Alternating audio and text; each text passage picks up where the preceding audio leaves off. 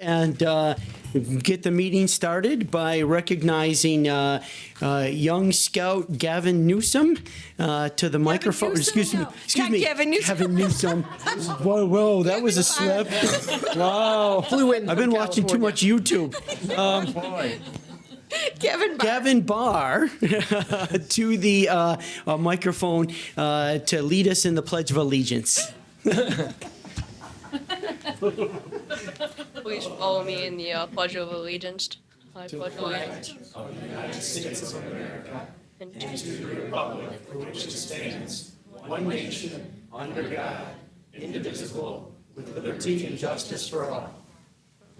Thank you, Gavin. Appreciate that. Mr. roll call. Supervisor, can I just mention, this young man, you're 13 and a half, or you're 12, but he is on the mark to become an Eagle Scout, like at 13 and a half, which is highly, like less than 1% can manage. He breaks up for life next Monday, and he has a 6-week waiting period, so. Wow. He's already almost there, he'll be Eagle at 13 years, 5 months, which 4% of scouts make Eagle, and most of them make it between 16 and a half and 18. It's so Okay, impressive. so for members of the public that did not hear that, Gavin is working towards his Eagle Scout. You have to be 13 in order to be an Eagle Scout. He is about 12 and a half, and only 4% of scouts from the time of entry make it up to the rank of Eagle. So kudos to you, Gavin.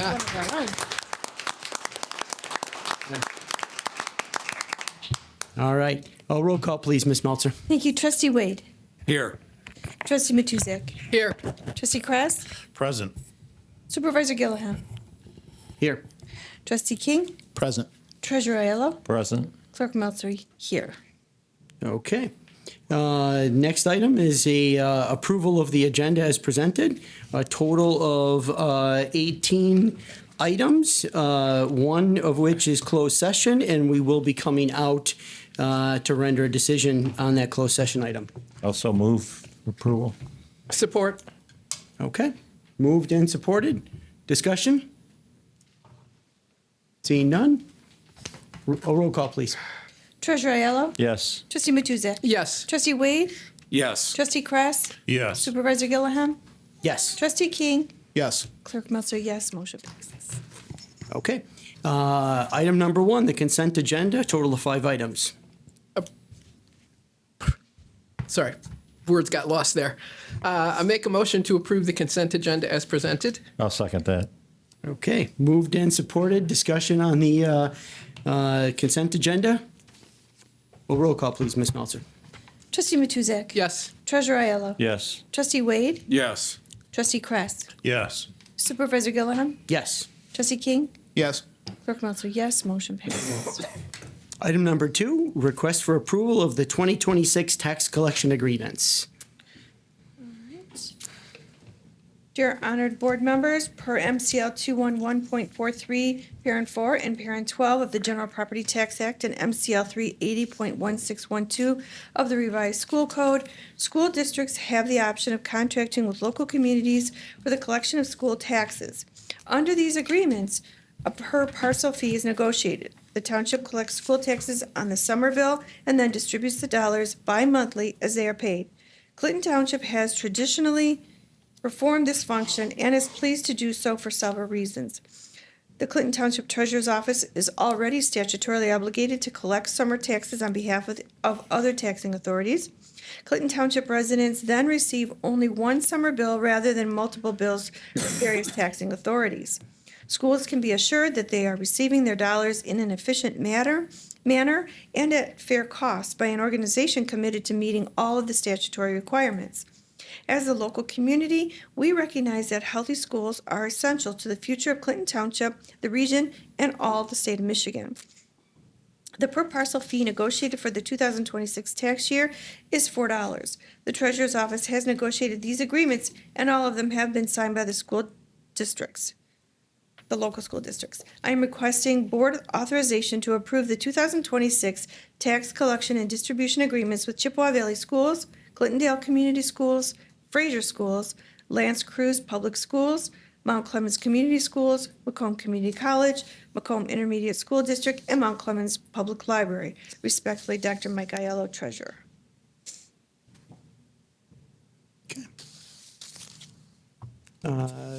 Obviously, Treasurer Aiello, as a member of the board, is here, as well as Deputy Carolyn DeMates. And this is a routine item, but one that is important to make sure that folks aren't getting those multiple bills, and we're collecting and distributing those dollars through the treasurer's office. Correct. I would move to approve the 2026 tax collection and distribution agreements with Chippewa Valley, Clintondale, Fraser, Lance Cruz, Mount Clemens, Macomb Community College, Intermediate School District, and the Mount Clemens Public Library. I'll second that. There's a motion and a second. Discussion? Trustee Kress. Just for clarification, the $4, is that what the schools are paying us to collect? Or that's what we're charging residents? What is the $4? What is it, where does it come in? Who pays it? So my name's Carolyn DeMates, Deputy Treasurer. The $4 that we charge is actually paid by the school district to us to collect on their behalf. All right, thank you. Further discussion? Roll call, please. Trustee Matuzak. Yes. Clerk Melser, yes. Trustee Wade. Yes. Trustee Kress. Yes. Supervisor Gilliam. Yes. Trustee King. Yes. Treasurer Aiello. Yes. Motion passes. Thank you. Item Carol. number 3, appointment of, approval of appointment to the Conservation and Beautification Committee. Dear board members, I previously served on the Beautification Committee, where the committee was a member of the Beautification Council of Southeastern Michigan, BCSM. This was a great opportunity for this committee to take advantage of grants associated with BCSM.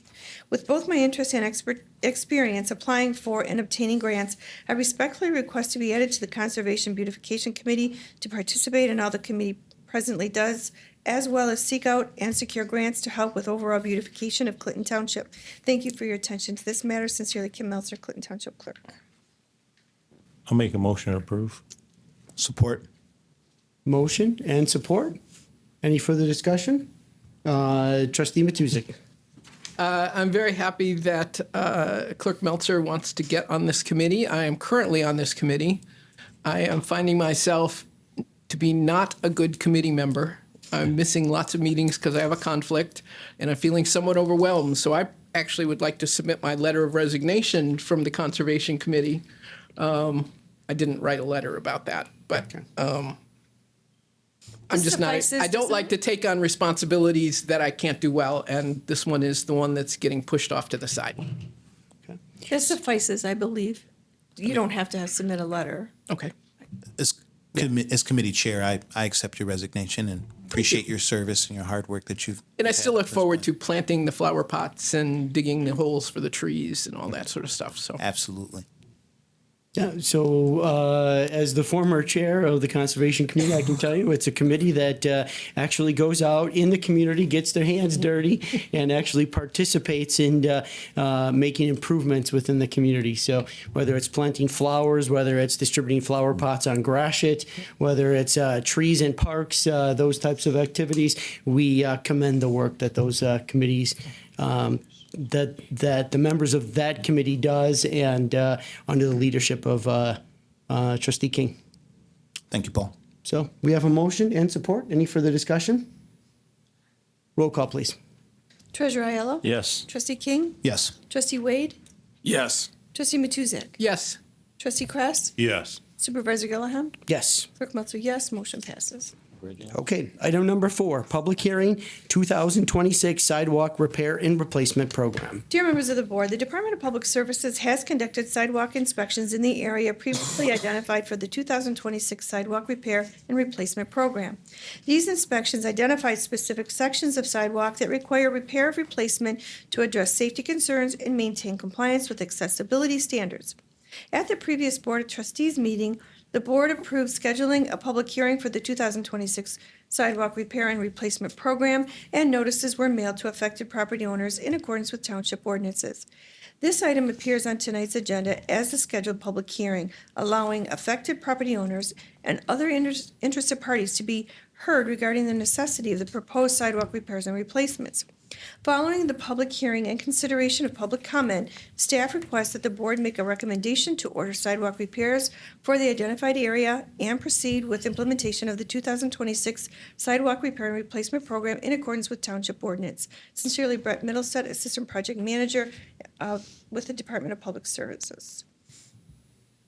Okay, with the reading of the letter, we can consider the public hearing on this item open, and first discussion from the board, and then the public, if anybody's here on that agenda item, will have the opportunity to step forward and state their name and address for the record as a request, and share their thoughts and questions. Trustee Matuzik. I just wanted to, as one of the items in the packet is the sidewalk program resident information guide, which I just wanted to say I thought was really well done and answered most of the questions that I've heard people ask about. I did have a lady call and tell me her sidewalk was marked in pink, and she didn't know what that meant, and she was worried about it. And I was able to provide her with this information, and that satisfied her questions. So I just wanted to say thank you for that. Okay. Trustee Kress? I see that Bruce isn't here. So in the absence of Bruce, can I ask Mary, through the chair, can I ask Mary a question? It's a general sidewalk question, but, and I know there's a designated area that's on the sheet here, but while we're talking about sidewalks, what's the, my question for you is, on 19 Mile Road in front of the ITC transformer, site, why didn't they have to install a sidewalk there? They made improvements to the property. Do you know why, or is that a Bruce question? That's a Bruce question. What's that? Yeah, well, he's not in that role right now. Talking about Bruce Thompson.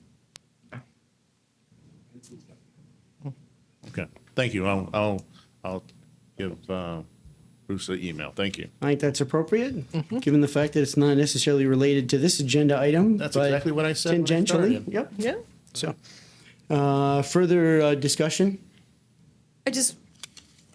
Clerk Meltzer? Just so that the viewers can see that this is what the notice looks like. If you happen to get one in the mail, this is kind of the sample letter you would receive, and giving you the notice and the cost. Okay. Anyone from the public wishing to speak on this agenda item? Okay, got a lot of hands going up. Okay, so step to the mic at your convenience, and we'll do this one at a time. Hi, my name is Sean Kruzek. I live at 18499 Cranbrook Drive. When you guys inspected it, or whoever inspected this, we still have freeze and thaw going on. And I'm like looking at the sidewalks now, and some of it's gone down, and some of it hasn't. We still have freeze and thaw going on. I think it was a bad time for you guys to come out and mark the sidewalks during this time. I would think late March, April might be a good time when we don't have all this freeze and thaw. We had a really rough winter, a lot of stuff heaved. I still have driveway that's heaved up. So that was my one concern. My other concern is you guys are worried about sidewalk, but yet our streets, you guys just patch them. So, you know, it'd be nice if we could get some things done on our streets also. So that's my concerns. So let me address, first of all, the issue of the roads. The roads are under the jurisdiction of the County Department of Roads. Okay. All roads and townships, according to state law, counties have jurisdiction of all public roads. Okay, so now what about the freeze and thaw thing? And the freeze and thaw, I'll defer to Ms. Bednar. So we had originally did the inspection in the fall and waited to mark them until recently because we didn't want them to be marked through the winter. We have a bid. We can, there is an appeals process if you believe that you can appeal it. But we did actually do the initial inspection last fall and then just marked them this spring. All right, if that's what you guys say. I don't believe it. Thank you, sir. I'm a property owner in Clinton Township. I got a notice. So a couple questions. I don't understand the criteria that the the sidewalk was marked by? Ms. Bednar? So we use the accessibility standards, so anything over a half inch or defective that's over a half inch is part of the accessibility standards in our building code. So is that a half inch on one of the planes, or is that? Anytime there's a deviation of more than a half inch or more. Okay, yeah. Again, if someone would like to appeal, in that letter it does indicate that you can appeal by calling our township office, which is 586-286-9300, and they'll schedule the appeal. That deadline for that appeal has to be submitted by tomorrow close of business. Thank you. Residents are mandated to have it completed by May 4th. That's pretty aggressive, especially since the freeze laws prohibit pour of concrete until 40 degrees or plus. Is there a possibility that this could be delayed further into the year beyond May as a requirement? We have bid it out, and our contractor is supposed to start around May 4th. The biggest thing is that's the earliest it needs to be done. If it gets done prior to us getting there, then obviously it's done prior to us being there.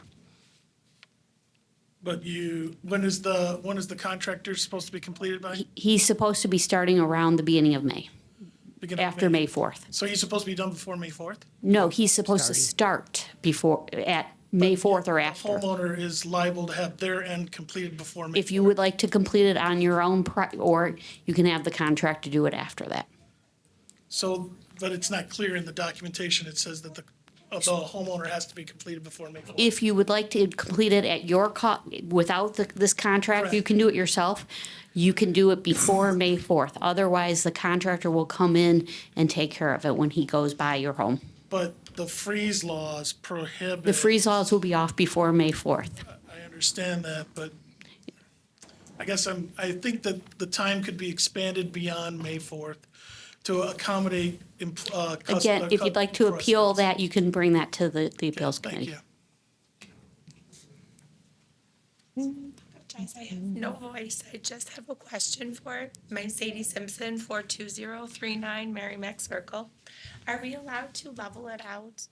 Or do they all have to be replaced? Because we have 8 of them and 4 of them are in perfect condition. The other 4 I understand, but the 4 on the sides or 2 on each side are perfectly fine. So I don't know every sidewalk that's been marked. Yeah. So were 8 slabs marked or 4 marked? 8. So based on our experience, in order to get the level less than a half inch, you would have to do all 8. So they'd have to. be under However, appeal if you we look didn't at want to do the questions and answers, there are methods like you can mud jack them, and you can get, those would be acceptable as long as that half inch is taken care of. that. So a leveling is. Leveling would be accepted, but our contractor doesn't level. Yep, that's fine. Okay.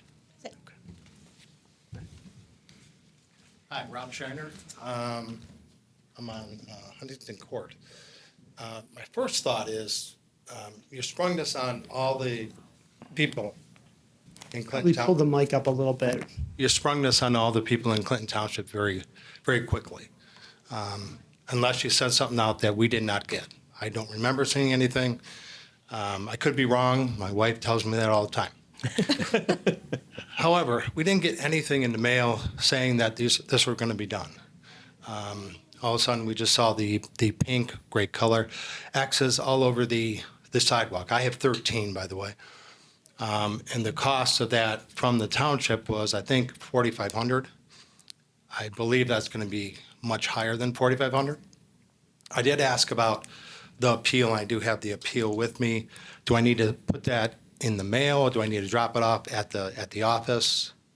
You can call to schedule the appeal. Oh, call to schedule, okay. So, or if you want to give it to me right now, I can get it scheduled for you with a phone number. They'll call you tomorrow to get it scheduled. But the first step is to place a call to schedule the appeal, and then we will schedule the appeals. At this point, we have about 12 people appealing. Okay, so you did talk a little bit about the 40 degrees as far as when they're going to start doing, the contractor is going to start doing it. But you're counting, if I want to do it myself, I have to do it before that happens. If I do it myself, of course, I work like most people here. We only have weekends to do it. It could be snowing or it could be raining, which limits the time that we could possibly do it. And with 13, that's a lot. If I'm trying to save costs, that's going to be hard for me to do. So in my appeal, I do talk about that. I talk about mud jacking. I talk about grinding. And I didn't realize the whole slope thing, that if it goes down like an inch across, that is bad news to me, but okay. So I guess my thought process is, someone else talked about it, is I know you have your contractor coming out on May 4th. Wouldn't it be advisable, with no warning to the people here, to extend that out a little bit? Give us more time to do it ourselves, rather than putting, in my case, probably $6,000 to $7,000 in improvements on the sidewalk? Wouldn't it be better just to push that out a little bit? 60 days? Sir, on your letter, does it say what your cost would be? Yes, it does. How much does it say? I believe it was 4,400. Okay, because knowing a typical slab is 5 by 5 slab, and you said 13, I just calculated it'd be about a little over 3,000. Yeah, So well- I would have to, you'd have to look at each slab and so forth. So I think what they're counting is, because there's roots, they're probably going to have to do some work on the roots. Of course, I would do that myself, but given the time frame, I can't do any of that. So my thought process is just increase the amount of time that we have to do it, and give the homeowner time to at least try to save some money when they're going through all this. Now, I may be one of the only ones that have 13, but 13 is a lot. One of them is cracked, so I get that. I'll put that one away. The other ones are basically because of trees, so they can be possibly lifted up and redone. That's my thought process. Glad I came here to talk to you. Hopefully you see it my way or our way. Thank you very much. Thank you.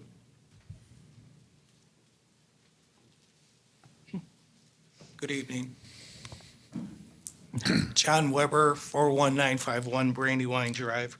Just a question, clarification. When they come through, I have 4 slabs that are not cracked, they're all connected, and they're sloped. Will your contractor be leveling or ripping everything out and replacing?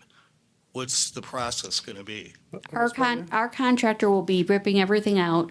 If there's roots involved, he'll remove the roots, and then we'll be pouring the sidewalk. Okay, As explained in the frequently asked question, the homeowner has an option to level it themselves or hiring a company that can mud jack and so forth. But in order for the township and the way we would do it, it would be through removing and so replacing. they're going to remove, period. There If you will go be no with the level. township's option, there 'Cause are, again, they're sloped. I don't know that it's a root problem. They're just sloped. so they'll remove it, by put May the proper 4th, is sand that the base right- down and so I'm forth. sorry. They'll remove it, put the proper sand base underneath it, and then replace it. Okay, okay. But by May 3rd or 4th, whatever the date is that the proper time to do leveling if I chose to do it myself? You would have to hire a contractor or, yes, you could do it between now and then. I understand that, but I don't know that that's the right time of the year to be doing leveling. Yes, you can level in the spring. Are you sure? Okay. Thank you. I'm Gabriel Walters, 19352 Ingram Drive. So I've got a two-parter. My first part is, how did we decide on what areas we were targeting? I've got family in the area that live in a couple different subdivisions. My nieces and nephews can't even ride their bikes on the sidewalk in their subdivision. It's so bad, but they are not part of this. But ours is, so I'm just curious why we chose the areas we chose. My second one, in your letter, it mentioned either public safety hazard or something along those lines. I had work done on our water valve out on the street. They left it 4 inches above the ground. After they worked on it is when our sidewalk began to bow at that point, right where they had to pump a ton of water out to get to it in the winter. So I'm just curious how that is okay to leave, but we've got to fix this and handle this on our own. Ms. Bednar? Can I have your address, please? 19352 Ingram Drive. I'll have to have the water department look at what, that valve. It's fixed now. I spent about a day packing down dirt Okay. around it, so it wasn't a public safety hazard anymore. But I'm just curious why that's acceptable, but then we're getting dinged for these sidewalk things that aren't in bad shape. So the reason this area was selected was because we received complaints regarding these areas. And so what we are doing is a sidewalk program. It's a 10-year program that we're going throughout the whole township, but we're focusing on the complaints first. Once we have notified of problems, we have to address them. So because of the complaints that we received through our building department, this area was selected first. Okay, thanks. Thank you. Rachel and Herman Jones, or shall I say Herman and Rachel Jones, 18434 Hartside Lane, Clinton Township, of course. My concern is my husband and I just had $6,500 of driveway laid and the space between the sidewalk and the street. And so I noticed in the information that we received that if anything was disturbed, that the contractor would take care of it. So my concern is how long would that take? How would we know? And how expeditiously that would be done. That's the one thing. Most of the questions have been already answered, that I had a litany of them, but in the conversations and conversing of everyone and all of their concerns, that settled mine. So I'm not here for a long time. But if I could just get that one particular thing. I just want to make sure we understand the question. So it's when the driveway was redone, are you asking if that may have caused some of the gaps that may have been No. noticed? Or are you? No relationship at all. Okay. None Okay. whatsoever.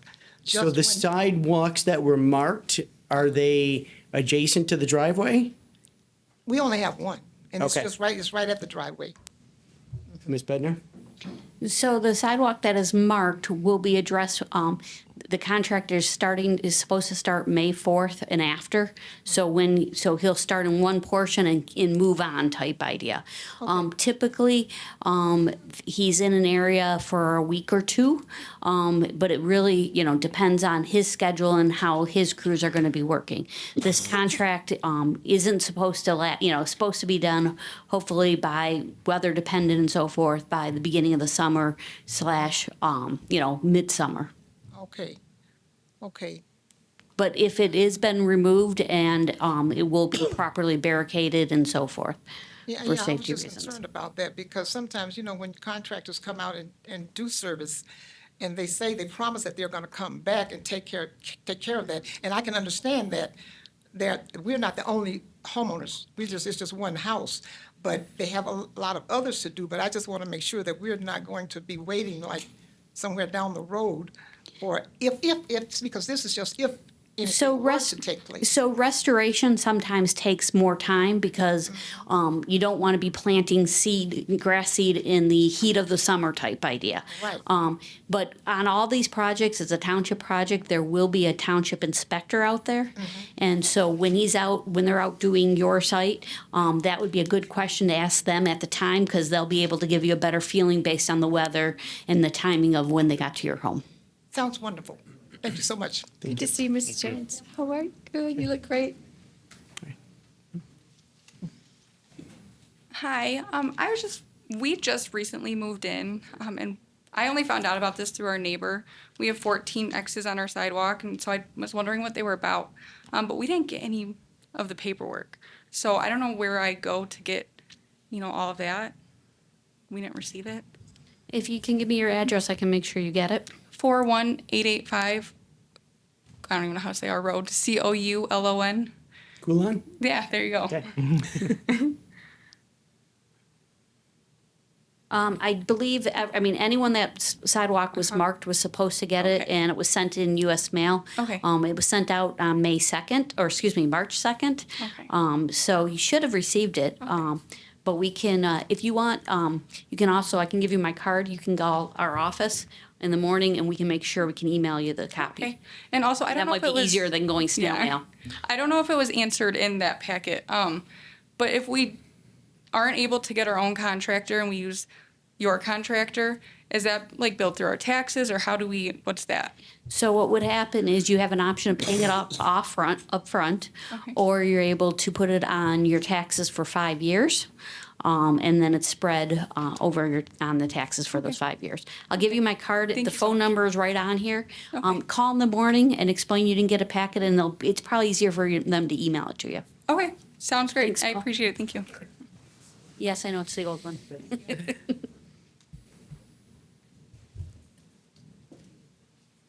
Okay.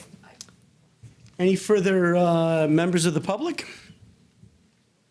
Trustee Kress. Through the chair, I have a question for Mary. As far as the appeals process goes, somebody comes to you and they've got, let's say, 7 slabs that they say that they're gonna try and realize the cost savings by doing them themselves. You're saying, or what they relayed in their conversations with us, is that their repairs have to be completed prior to May 4th, or is there any sort of extension that can be given if they're going to do them themselves? So at this point, the contractor is scheduled to start work on May 4th. If someone has the understanding that they're going to complete it themselves and they let us know and it's after that, we can try to work with them. The problem is I can't have the contractor bouncing back and forth between places. So if we do get that address and we can work with it, we will. If they think they can do it for better for themselves, I will tell you the price that the contractor gave us and what we're charging is $9.50 a square foot, which is an exceptionally good number. But yes, if they work, they let us know and through that appeals process. And just so you know, I don't sit on that appeals team on purpose. That appeals team consists of someone from our assessing department, our planning department, and our treasurer's department. Okay. But you don't think that's rushed at all to try and get things done by May 4th? I mean, I understand we have a contractor, but we represent the residents, and I want to give the residents the time to cure a problem. I'm not so much concerned with the contractor. If they would like to do it themselves, if they contact us, we'll try to work with them to make that work. All right, thank you. We'll do the best we can. Further discussion? Treasurer Aiello. I think, Mary, I think you answered the question, but I just want just to go one step further on that, just so the residents understand clearly. I'll use myself. If my sidewalks needed to be repaired, whether prohibiting us, and I wanted to do it myself, whether prohibiting, and I filed a appeal, that there are the option of some leniencies because of that. Am I correct? So the appeal is to appeal that the sidewalk doesn't need to be done or that there is a hardship. Okay. So that's what the appeals process is Okay. about. But again, if someone is going to try to do it themselves, they need to contact us and we can see what we can do. I can't make any promises because I said I can't have a contractor, but maybe I can have them start in a different part of town or something, So, work with us and we'll try to work with you. Okay, thank you. Any further discussion? Ms. Meltzer, do we have? No, we do not. So I think we need to make a motion to close the public hearing and approve the project as presented. Is that correct, Ms. Yes. McGrail? Correct. I'll make that motion. Okay. I'll support it. Motion and support. Further discussion? I'm sorry, was that, Trustee Wade as a second. okay. Roll call, please. Trustee Matuzak? Yes. Trustee Wade? Yes. Trustee Kress? No. Supervisor Gillaham? Yes. Trustee King? Yes. Treasurer Aiello? No. Clerk Meltzer, yes, motion passes. Okay. Item number 5, public hearing on the 2026 Michigan Natural Resources Trust Fund Development Grant for George Pathway Improvements. Dear Honorable Board Members, the Michigan Department of Natural Resources, or the DNR, is currently accepting applications for state-funded MNRTF development grants to improve outdoor recreation areas in the state of Michigan. Priority items for the MNRTF development grants include pathways and water trailways, and accessibility to sites providing outdoor recreation opportunities. A number of township parks were examined based on those criteria, along with priorities established in the Parks and Recreation Master Plan. The Clinton River and Harrington pedestrian bridge replacements and related pathway improvements are a good candidate for this grant, especially with the recent conditional commitment from SEMCOG for the Transportation Alternatives Program, or TAP, grant to cover 80% of construction costs related to the park's pathway rehabilitation, new connections to nearby non-motorized facilities, and the noted bridge replacements. If awarded, this grant can be used as a required 20% match to the TAP grant funding and cover a portion of the engineering-related costs. The estimated cost for the bridge replacement and related pathway improvements is $2 million. The MNRTF Development Grant can provide a maximum $400,000 grant contribution. The TAP grant will provide 80% of the funding for construction costs, and local funds will be needed for engineering. That total contributing matching amount for the MNRTF grant scope is $1,600. Is that, no, $1,600,000, correct? Yeah. Yes. Okay, should be a comma there. The proposed resolution and application indicate that Clinton Township is seeking a 20% reimbursement for construction and engineering-related expenses that won't be covered under the TAP grant. All applicants must hold at least one public hearing for each project within 6 months of the application submittal to receive input about the application. After the public hearing, a resolution to support submission of the MNRTF grant application to the Michigan DNR is required. Based on these conditions, the Clinton Township Board of Trustees is conducting a public hearing at the scheduled March 16, 2026 board meeting for this project. After the public hearing, a resolution of support and committal to providing the matching funds must be adopted by the Clinton Township Board of Trustees to move forward with the MNRTF grant application. This grant is due April 1st, 2026. Please review this information and contact me with any questions. Sincerely, Mary Bednar, Director of Public Services. Okay, with the reading of the letter, we'll consider the public hearing open. Anybody wishing to comment on this issue, please step to the mic. First, we'll hear from the board. Any questions from the board members? Trustee Kress. So we're looking at replacing the bridge, is that true? So it is a larger project than that. The whole project, if you look at the map above, is replacing the bridges as well as the yellow line, which is a new pathway that would go under the Groesbeck Pond Bridge and head up and connect into Harrington. So it would make a connection into the Harrington sidewalks, being able to connect us into the spillway property. So connecting George, and then of course we have the pathway that's along Moravian and Cass. So it would basically connect all of those pathways together. So, but the steel bridge, the one that used to be in place for the golf cart Yes, traffic? that would be part, that's part That'd be of this. replaced? That will be replaced. Do we have a study saying that it needs to be replaced, or? We sure do. That was studied several years ago. And if in past years we have talked about this in the budget, and it's actually been budgeted in the past and has been moved and so forth. So it is definitely in need of replacement or rehabilitation, but the cost to once you touch it, the problem is as you put it, it's a golf cart bridge, so it doesn't meet ADA accessibility. So replacing it meets the ADA accessibility and eligible for these grant funding. The whole project is a $3.7 million project, and with this grant funding and the funding from SEMCOG, the township is looking to do this whole project for a little over $700,000. So the rest would be all grant funding, including applying for this $400,000 grant. So the taxpayers of Clinton Township will be paying $700,000? For a $3.7 or $3.8 million project. Okay, thank you. Further discussion from the board? I think it's Members great. of the public? Great project. My name is Paul Schorsch, Ultra Mega Precinct Delegate from the Republican Party. I live at 38057 Moravian Drive. I'm going to talk about safety, all right? Now listen, you guys want to spend this money on this park, all right? Everybody uses the road. Not everybody uses those bridges in the park.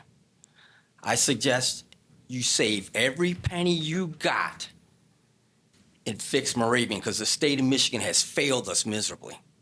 All right? The accidents, and you don't want to be the supervisor of lawsuits, do you? All right? I'm going to suggest you save the money and get this damn road fixed instead of fix that park. The park looks fine and dandy, all right? Playgrounds and all that stuff. Let's think about safety for our damn community, all right? Now, I want you to pick up that piece of metal I brought in here and picture that hitting someone's head at doing 50 miles an hour, because that's just what happened. It didn't hit somebody, but it could have very well have. Now, my daughter sit on that street every day to get on the bus, and everybody, including the bus drivers, are driving left of center, all right? So listen, let's get the damn road fixed, and let's care about our community, our citizens, the American people, all right? Think about that instead of playgrounds and the park, all right? You can go ahead and get the money for the grant, but you better save every penny you got, and let's get this road fixed. Because you know what? Scott wants to patch it again. He's the head engineer of Macomb County Roads. That's what we get. And you know what? I spent $160,000 in property tax. And I don't want to pick up any more people off the road with bloody limbs. I drive a motorcycle, and just picture yourself riding a motorcycle down that road. All right? Do you ride a motorcycle, Paul? Have you ever rode a pedal bike on marbles? Because that's what happens. It's dangerous. Please, can you at least do this? This does not cost much money. Put a sign, bad road, bumpy road, whatever you want, and put a speed limit at 25 miles an hour until the road gets fixed. All right? I'm getting letters in my mailbox 2 and 3 days a week. I'm just a precinct delegate. I'm not a road commissioner. I'm not a trustee. I'm none of these things. But the people depend on me to speak, because you know what? They're afraid to come here and speak, for God's sakes. Why is it that they won't even put their names on the letters? But I get them every, 3. I'm going to give you a couple. Here you go, Paul. Sir, I'll put them right here for you. Okay, sounds good. All right, just think about this. The next person that gets hurt, who's responsible? All you guys. Safety in our community. Think about it. I'm going to restate what I said earlier, which is that roads are under the jurisdiction of Macomb County. We would need a willing partner. We have a number of road projects that are scheduled. And in fact, when it comes to main roads, through the work of the Establishing Quality Roadways Committee, I will assert that we've gone from out of 100 miles of main roads within the township, we've gone from having 46 of them as portafailed down to 11 as portafailed. So we are actively working, using the funds that are available to make sure that we have the dollars to match every single project that we can get a commitment from the County Department of Roads on, as well as utilizing federal transportation dollars. The big problem is the subdivision streets, which out of 203 miles, we have 59% or 121 miles that are ranked portafailed. So that is revenue dependent on new state laws that are now subject to litigation. But if the funding is there and it comes to the county, we will be competing as hard as we possibly can for those dollars. Sure. Trustee King. I'll just add that with all the data points that you just mentioned, this has been looked at extensively and it's almost been exhausted with work that Paul and I know Julie was part of that originally as well within the township. So I want to commend them in the way, but I just want to say that this is something that we all as board members take extremely seriously. I know Paul, as our supervisor, has been looking at this prior to as treasurer, and now as supervisor has taken on a large step in trying to really be an advocate for this township. So I just don't want it to fall on deaf ears that we don't hear you and that we're not trying to do everything that is possible to be able to make this work, to make our township safe and passable in every capacity. So I just wanted to add that. Put it on the agenda, 25 25 miles an hour. Clerk Meltzer. Thank you. I just wanted to mention that safety, I mean, it is, I get these letters, they aren't, they're anonymous. People are nervous about speaking out on it, but it is a safety issue. It really is, and it's something that needs an immediate remedy.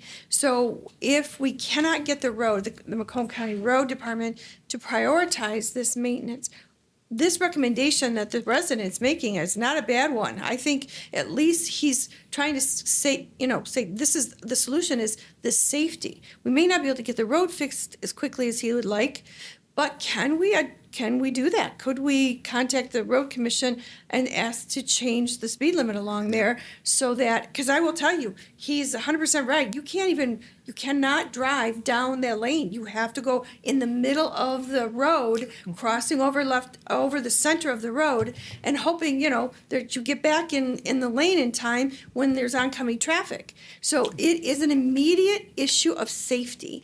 And if we could get at least the county road commission to address this solution, I think it's a great idea, Paul, that you have that, let's lower the speed limit and see if we can work on that until, and unfortunately, this is a federal road. This should have been taken care of by the governor that campaigned on fixing the damn roads, and that didn't happen. Okay, all right, I want to refocus this discussion. We're talking about a I'm saying project. that one thing. This is a it's public maddening. hearing on It a, is maddening when, this type of, situation has gotten this bad. This has got to get taken care of.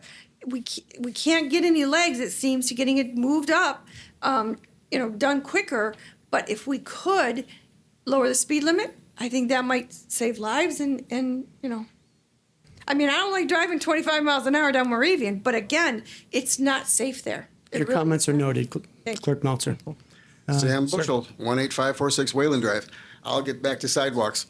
Basically, because these grants are good for access to amenities for recreation, I've got to point out again, as I do all the time, our subdivision we have sidewalks.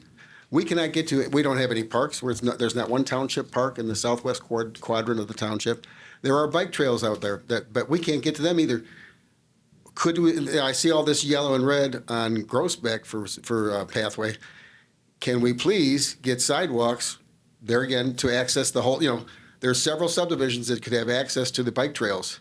If we got Kelly Road from Walt Disney Elementary to 16 Mile Road, got the sidewalks in. It was on the master plan to do that, and I think that's something that it is access to the recreational amenities for a very large portion of the township citizens.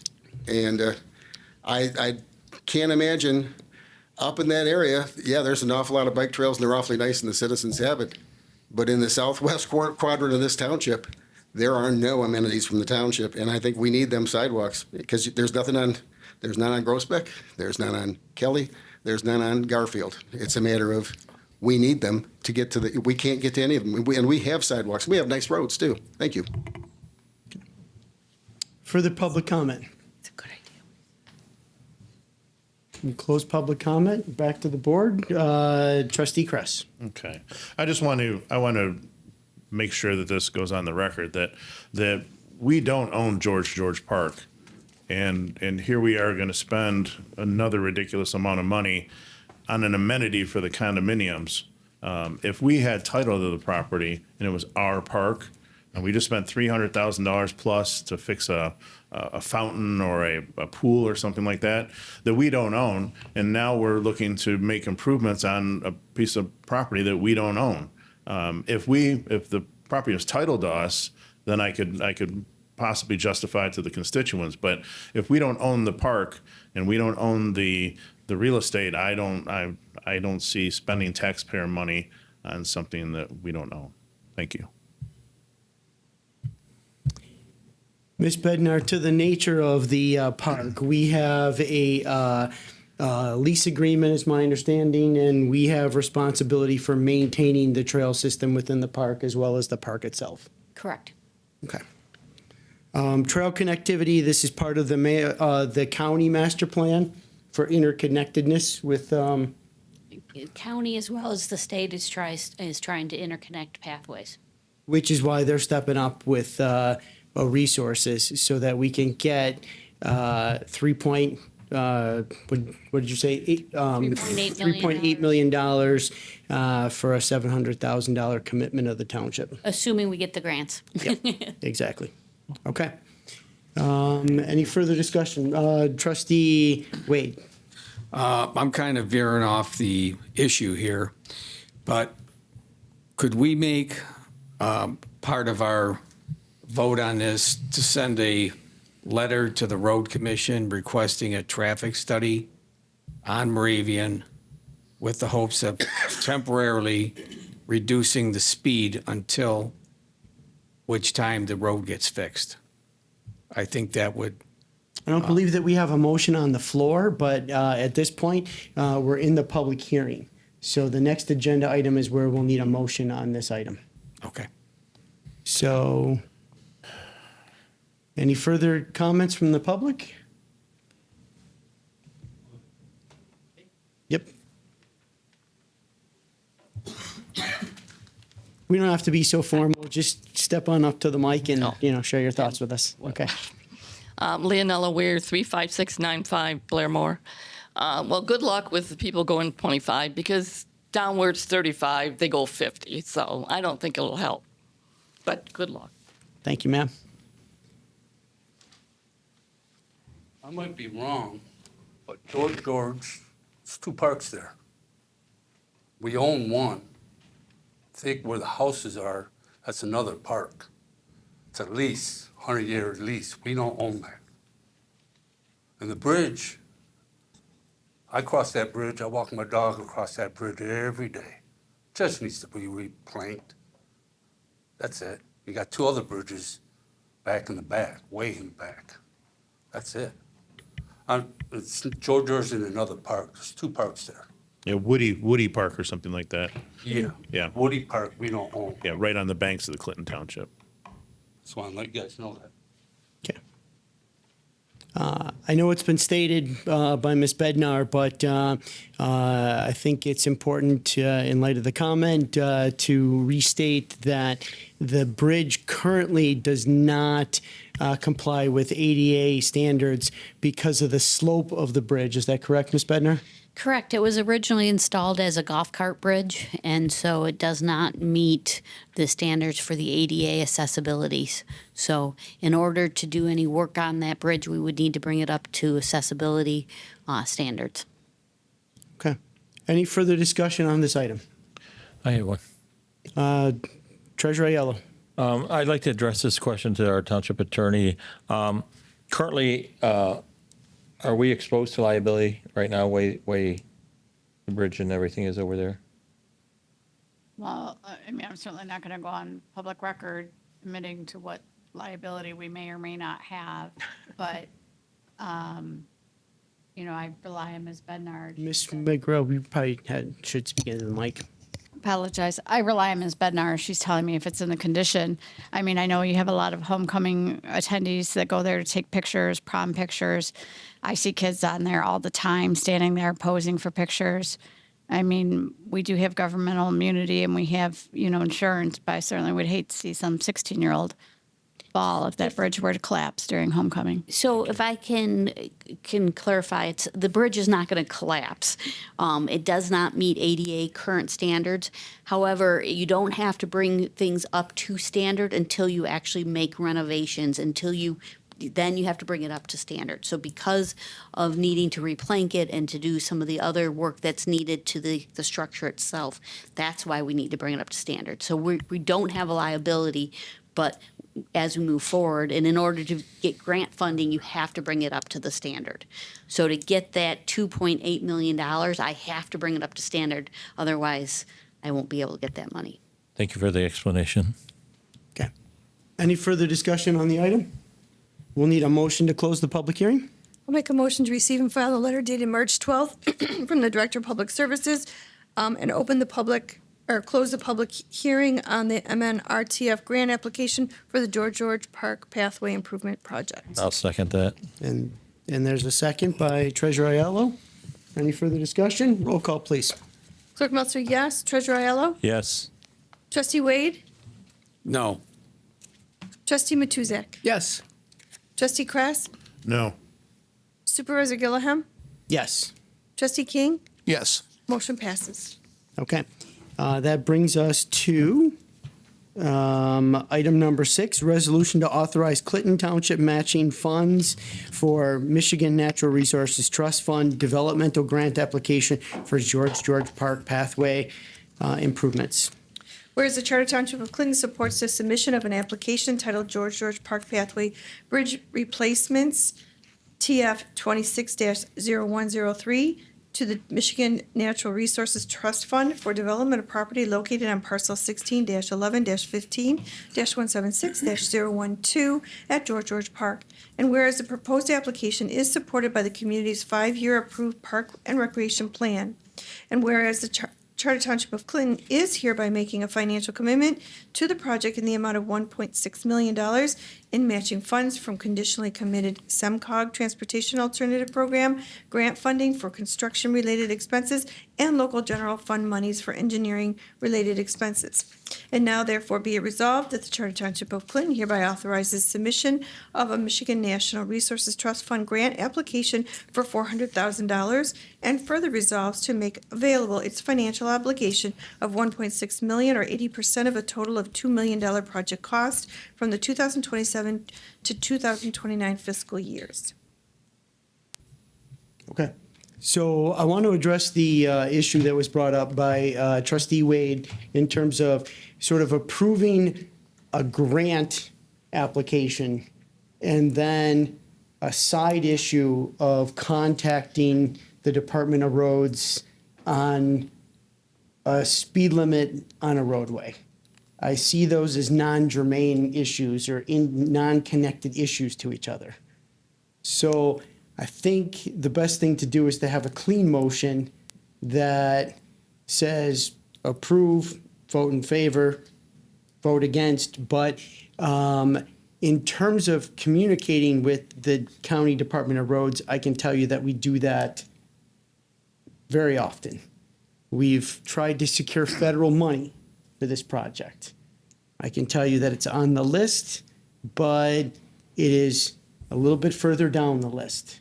Part of the work that we did with the Establishing Quality Roadways Committee is to prioritize based upon a scoring system so that we weren't making arbitrary decisions, so that we weren't saying, hey, we've gotten a lot of calls, or we have somebody that comes and speaks at the board meeting, so we're going to prioritize this one, even though it may not be on the list as the worst road according to the scoring criteria.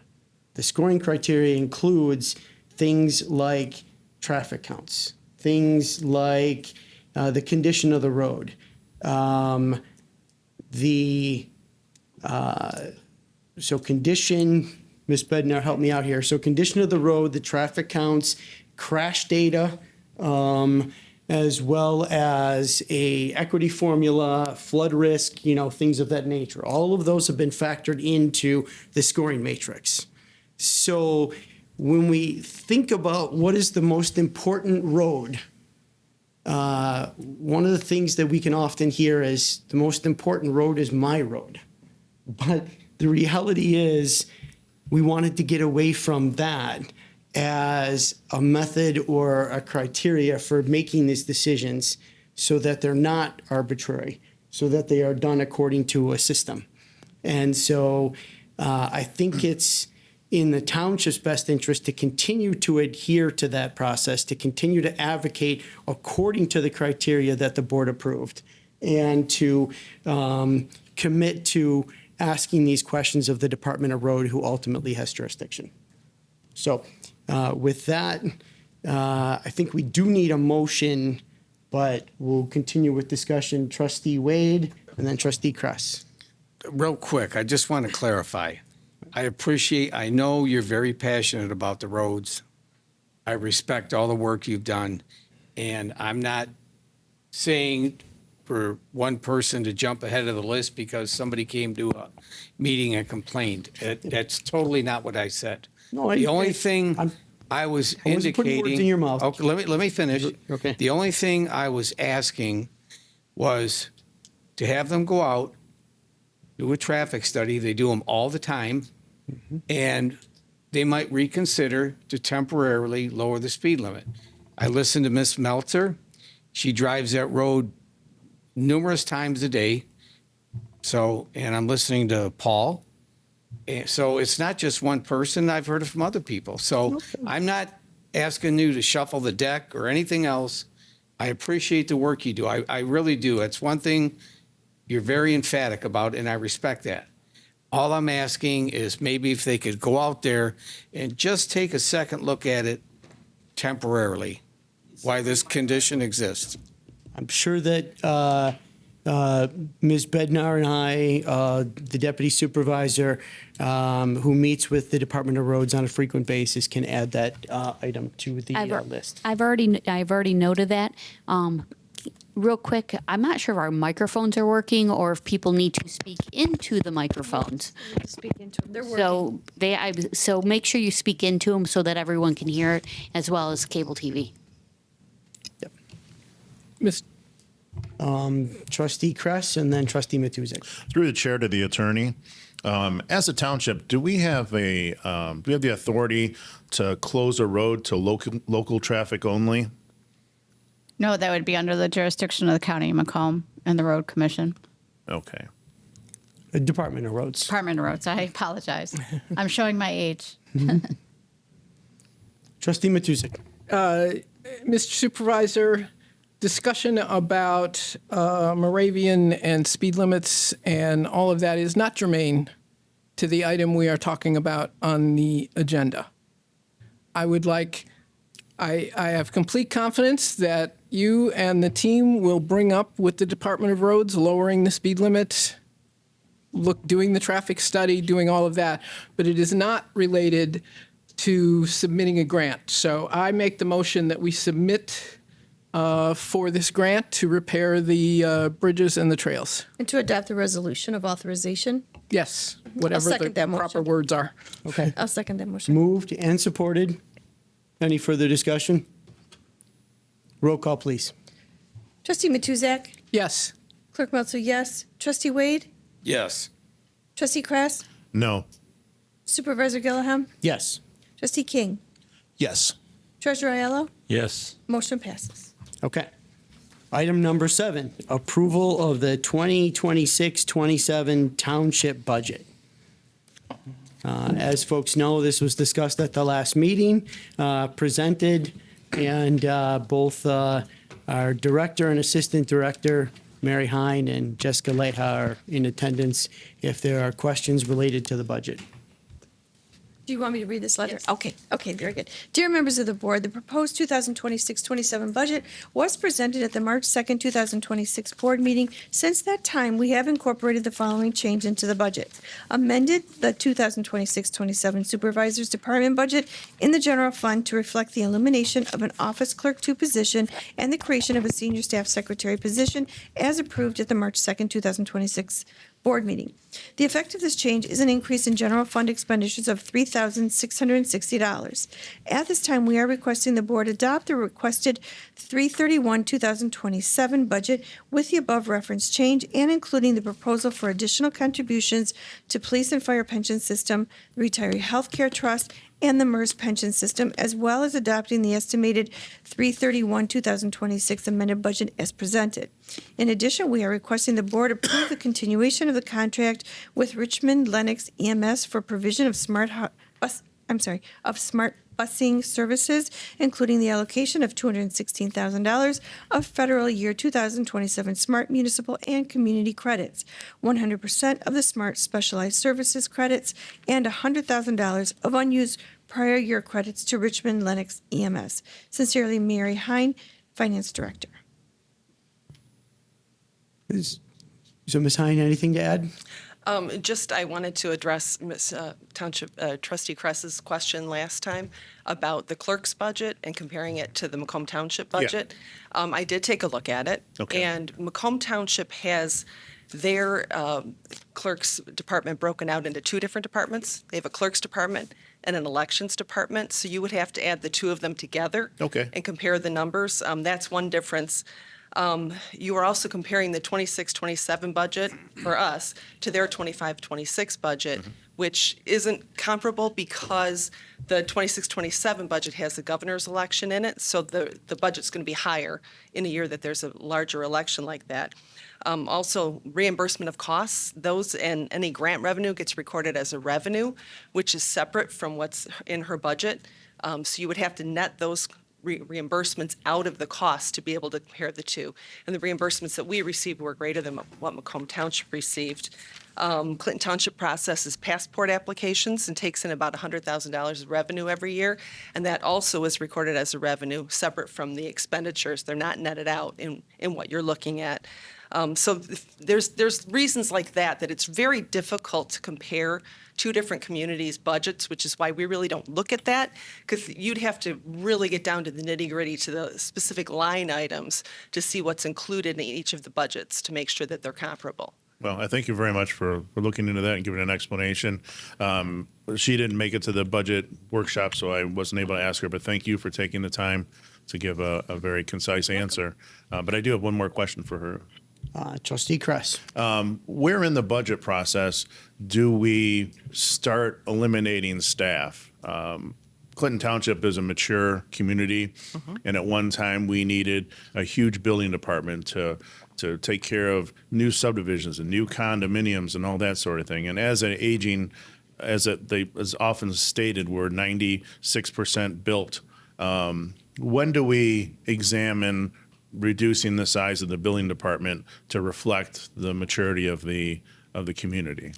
Well, first, we would have to consider the fact if they were not processing as many permits as they are. There's still a tremendous amount of inspections that they do for redevelopment in the various areas in the township. So they're still processing a lot of permits and a lot of inspections. So if we saw those numbers going down, that's when we'd be able to look at reducing the staffing in their department. Okay. All right. Thank you. Floor is open for a motion. I make a motion to adopt the budget as presented. I'll second that. Okay, moved and supported. Further discussion? Roll call, please. Thank you for that, by the way. Appreciate it. Trustee Matuzak. Yes.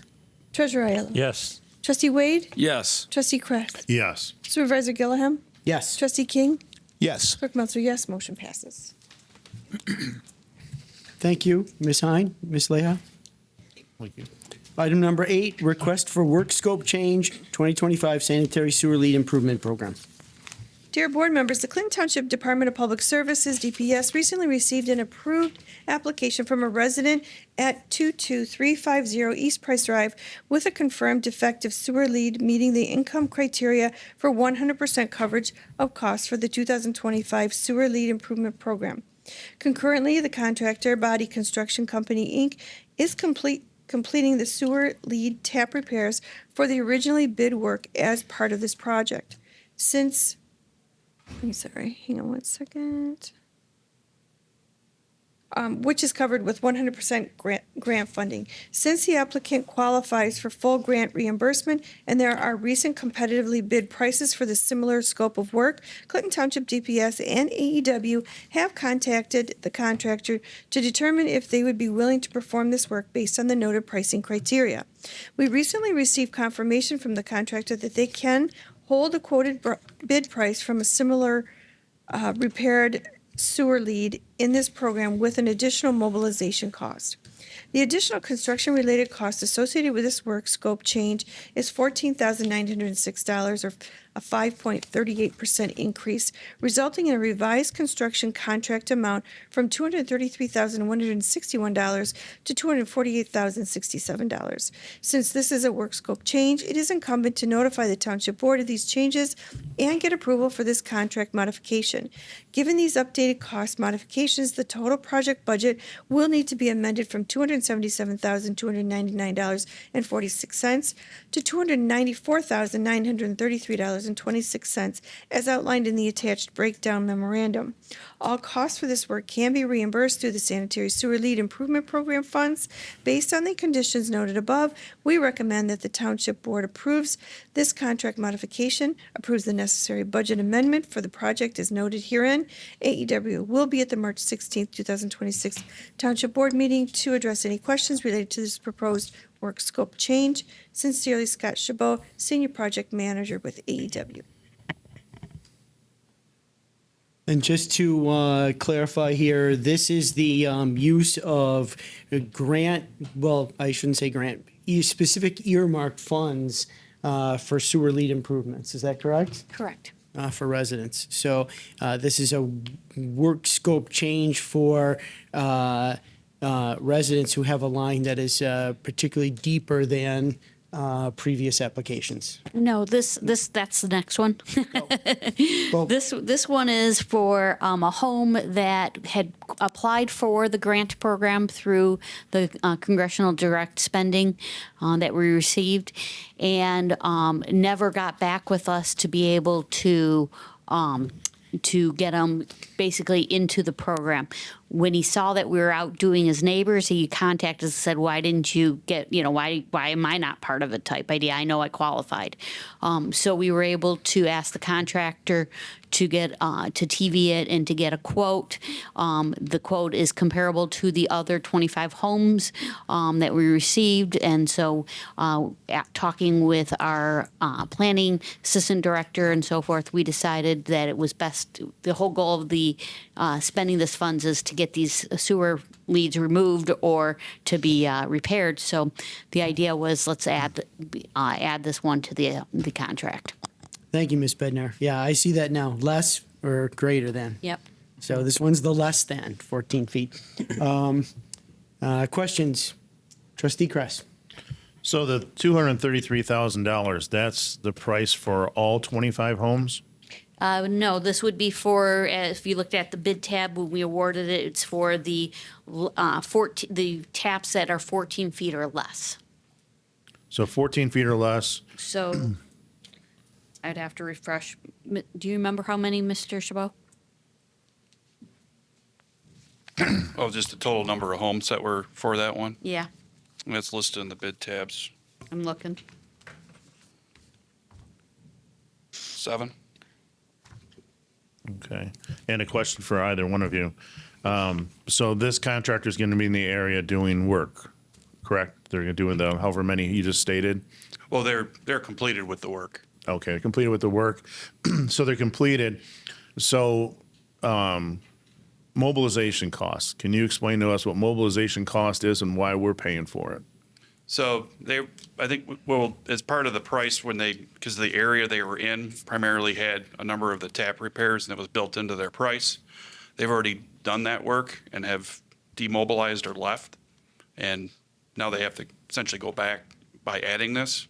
So we're paying them additional money just to bring their equipment to do the work that they're going to get paid for is what? Typically, yeah, it's around 10%. So I didn't see that would be an unreasonable request.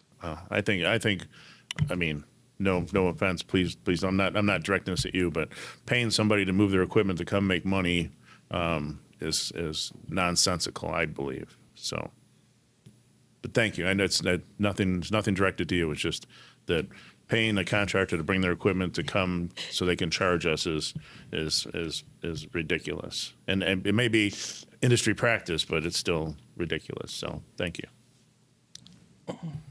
Further questions? Discussion? We need a motion? I move it approving the change in scope. I don't know what the rest of the words are. I'm sorry, hang on one second. That would be to receive and file the letter dated March 11th from the township engineer and approve the work scope modification in the 2025 sewer lead improvement program, amending the original total project budget from $277,299.46 to $294,933.26 due to an applicant in the 22350 East Price Drive. I make that motion. I'll support. Thank you. Any further discussion? Was that King that supported? Yes. Okay. Roll call, please. Trustee Matuzak? Yes. Trustee King? Yes. Trustee Wade? Yes. Trustee Kress? No. Supervisor Gilliam? Yes. Treasurer Aiello? Yes. Clerk Melzer, yes. Motion passes. Thank you. Okay, item number 9, request for work scope change, those greater than 14 feet deep. Dear board members, the tap repairs for this project are nearing completion. During the repair work, DPS Inspection and the contractor Body Construction Company, Inc. encountered difficulties with reconnecting to the public sewer line through the existing tap location. The existing tap holes were found to be damaged, and a new connection would not meet Clinton Township standards of project specifications. In order to ensure watertight and structurally secure connections were made to the public sewer, a new tap was installed. The public sewer line at the abandoned tap hole will also need a watertight and structurally secure repair. A sectional cured-in-place pipe, CIPP, is the most conventional, reliable, and cost-effective means of meeting those goals. We received a quotation from the contractor to perform this work, and these sectional CIPP installations are $3,450 at each location. This cost is consistent with prior trenchless rehabilitation projects requiring sectional CIPP installations. The additional construction-related costs associated with this work scope change is $14,400 or 5.16% increase, resulting in a revised construction contract amount from $279,110 to $293,510. These specific change project conditions require a change in project scope. Consequently, it is incumbent to notify the Township Board of these changes and get approval from this contract modification. Given these updated cost modifications, the total project budget will need to be amended from $332,077.13 to $348,349.13 as outlined in the attached breakdown memorandum. All costs for this work can be reimbursed through the Sanitary Sewer Lead Improvement Program funds.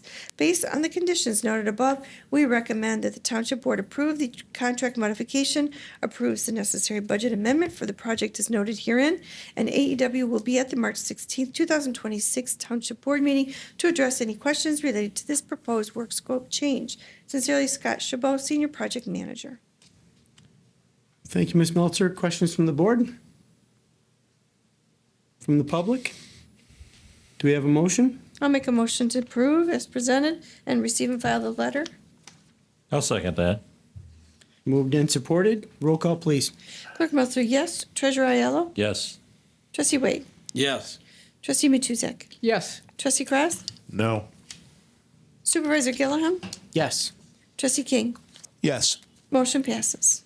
Item number 11, request for bid award, Romeo Plank Pump Station Valve Vault Improvements. Mr. Supervisor, can I go back for a point of information about the previous two? I'm just wondering, I mean, we got this special appropriations. We've lined up, we're replacing these non-vitrified ceramic connections, which is great because they fail. Have we used up all of that money now, or do we have more to go? Without objection, Ms. Bednar? So we received $4 million. When we're done with this phase of the project, we'll spend about $800,000.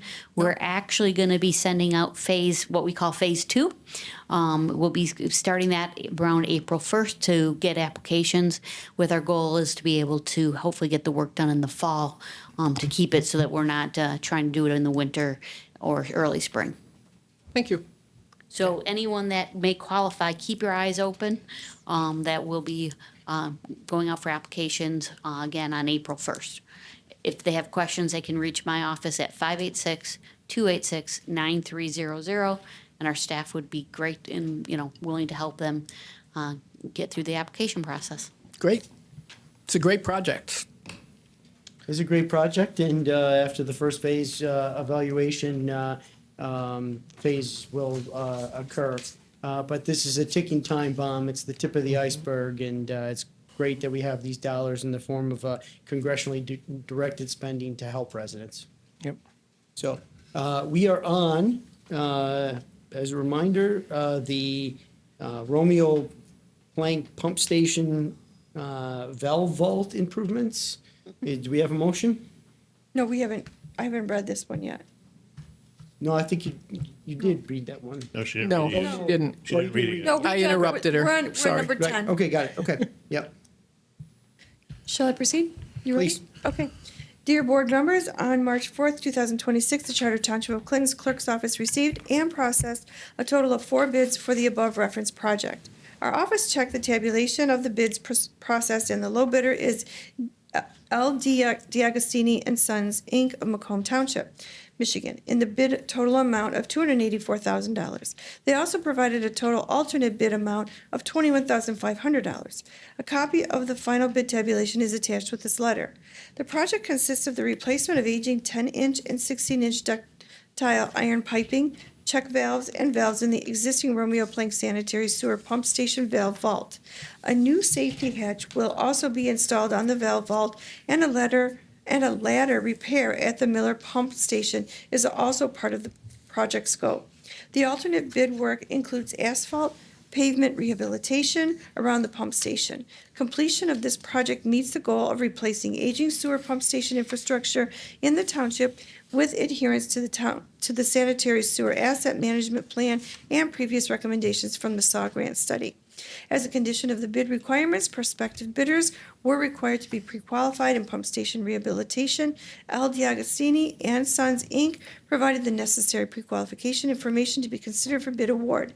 The bid results were reviewed with the Director of Public Services and Township personnel. The costs for the alternate bid for pavement improvements are within the project budget, and we recommend that the work be included in the awarded project scope and cost. Based upon the bids submitted and conditions noted above, we recommend that the Romeo Plank Pump Station Valve Vault Improvements Project be awarded to L. D'Agostini and Sons, Inc., located at 15801 23 Mile Road in Macomb Township, Michigan 48042, in the amount of $305,500, with a total project budget amount of $362,628.50. This is a project budgeted for the 2026 fiscal year. All proposed construction will occur after March 31st, 2026. Thus, construction-related budgeted costs will need to be carried to the 2027 fiscal year. Sincerely, Scott Chabot, Senior Project Manager with AEW. Is there a motion? So moved. I'll second that. Been moved and supported. Question? Discussion? Trustee Matusek. I believe this is for Mr. Chabot. On the bid form, there is a base bid and an alternate bid. Can you Yes. explain what that means? So the base bid was primarily the work related directly to the improvements to the vault. But one of the things we wanted to consider, if there was room within the budget, was the pavement around the station. If it met within that budget amount, to at least get some bid prices that we could consider for those improvements if it worked. So that. And that's what the alternate bid? Right, the alternate is, it wasn't 100% necessary, like for the actual integrity of the station, but if it was the pavement itself wasn't, getting worse, it made sense to at least get a competitive bid to see if it would be within the budgeted amount to perform that work in addition to the work that we already knew we had to do as part of our upgrades to the pump station. Okay, thank you. Trustee Kress. These valves are in vaults, correct? That's correct. Are they high-pressure valves or just lower? Just low pressure force main valves. Okay. And the paving is going to be asphalt or concrete? So it's primarily the approach pavement that's kind of around where the apartment complex is, and that's all asphalt work. Okay, all right, thank you. But yeah, Further discussion? Roll call, please. Clerk Meltzer, yes. Treasurer Aiello? Yes. Trustee Wade? Yes. Trustee Matusek? Yes. Trustee Kress? Yes. Supervisor Gilliam? Yes. Trustee King? Yes. Motion passes. thank you. Item number 11, drainage variance request for Township Code of Ordinances related to 36040 and 36060 Moravian Drive, as well as 36020. Dear Honorable Board members, the Department of Public Services received a request for a review of a plot plan located at 36060 Moravian Drive. The applicant, William Turner, provides signed and sealed plans for an engineering review. Our consulting engineer, Anderson, Eckstein, and Westrick, reviewed the plans and identified issues regarding the proposed rear yard drainage system design and the existing site limitations. An enclosed storm sewer is required in Chapter 1470.065, items Parent A, Parent B, and Parent C, Clinton Township Drainage Chapter of the Clinton Township Ordinances. The Department of Public Services also reviewed the specific issues regarding the site drainage conditions and agreed that a design that varies from the drainage standards would be best suited for these specific circumstances. The proposed solution includes omitting the enclosed storm sewer system and constructing side yard swales draining from the rear yard area into the Moravian Drive right-of-way. The applicant is obtaining a permit from the Macomb County Department of Roads for the sump lead discharge. Site-specific issues that justify the means of service drainage that justify the need for this variance are due to, one, an overland drainage route for these sites provides the most reliable means of surface drainage versus installation of a very shallow enclosed storm system. Two, rear yard areas to the south are already served by an enclosed storm system. And three, lack of a nearby enclosed drainage system with sufficient depth in the public road right-of-way to connect a proposed storm sewer.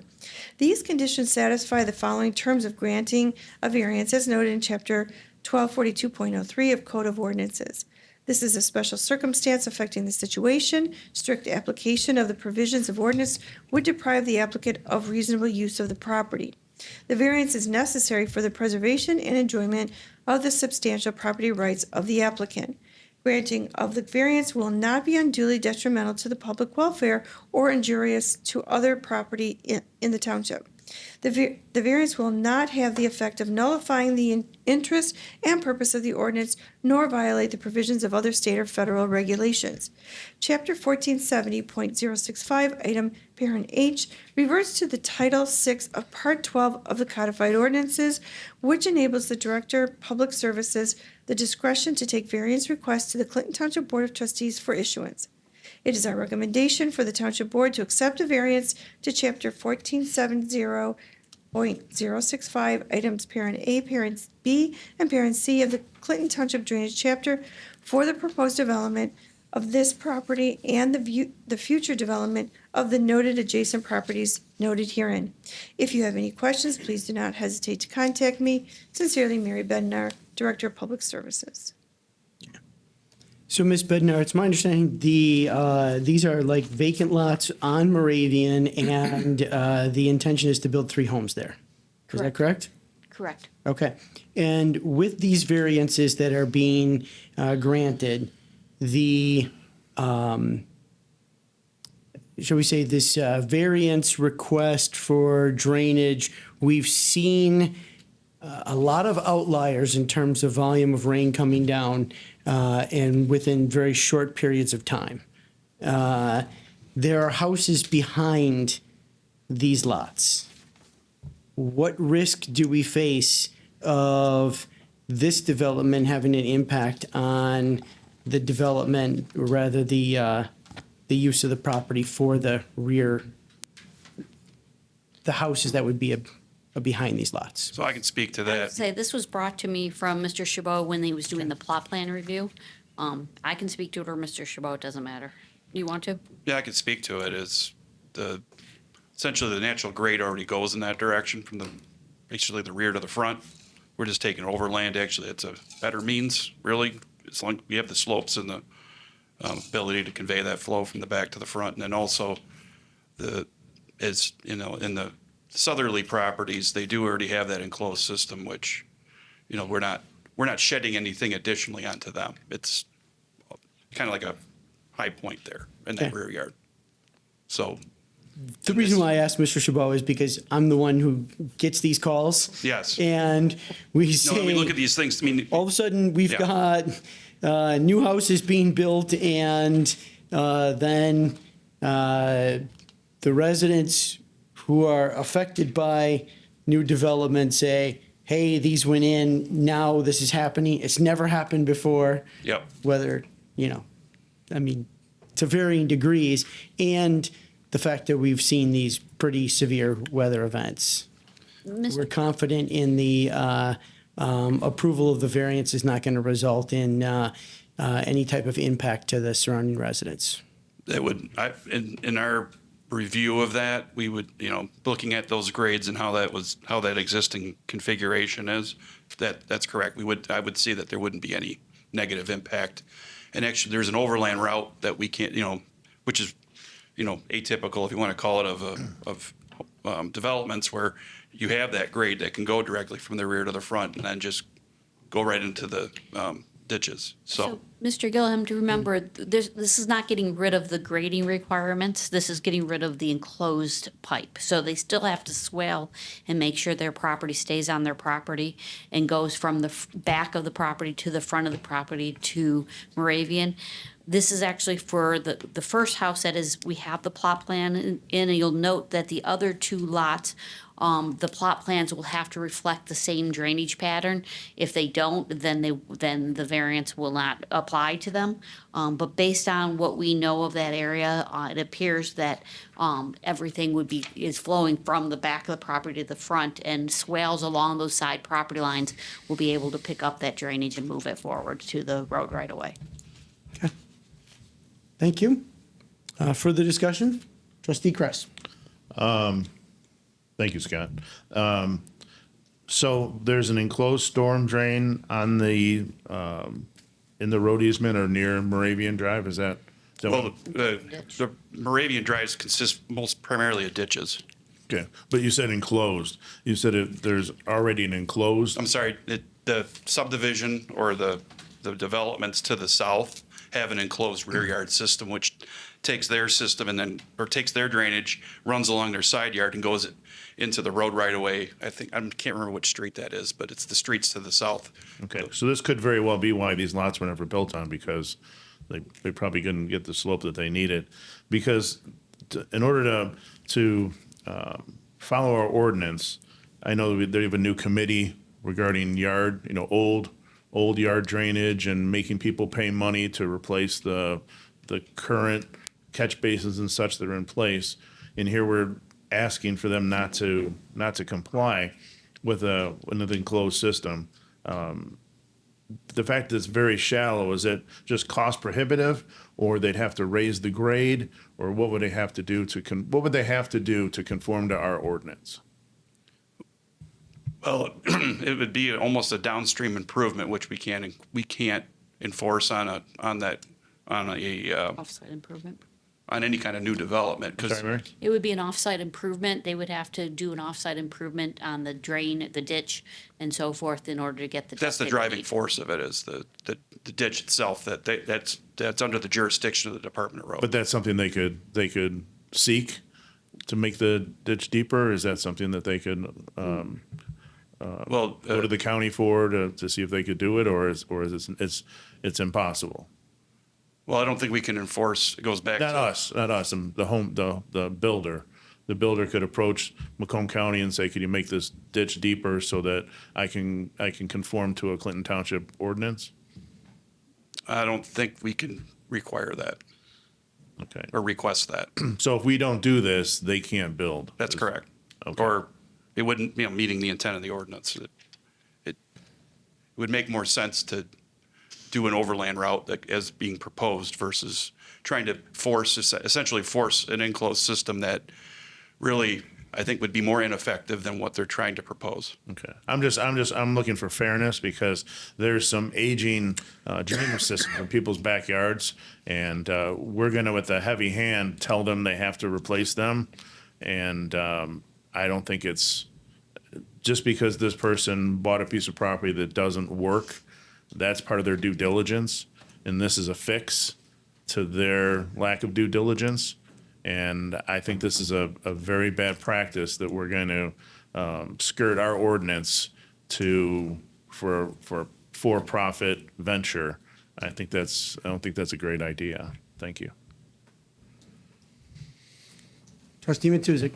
The installation of swales moves the water, complies with the meaning of our ordinance, and having 3 new houses in the township is a good thing.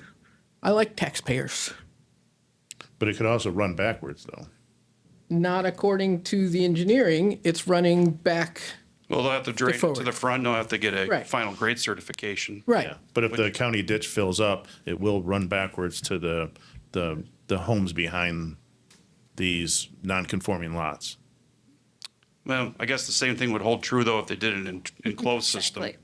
It would Right. still back up. If, So- if the county drain has a problem, it has a problem whether it's overland or under. I'd like to make a motion to deny. Is there support? Motion dies for the lack of support. I'd like to make a motion to approve the variance. I'll second that. Been moved and supported. Any further discussion from the board?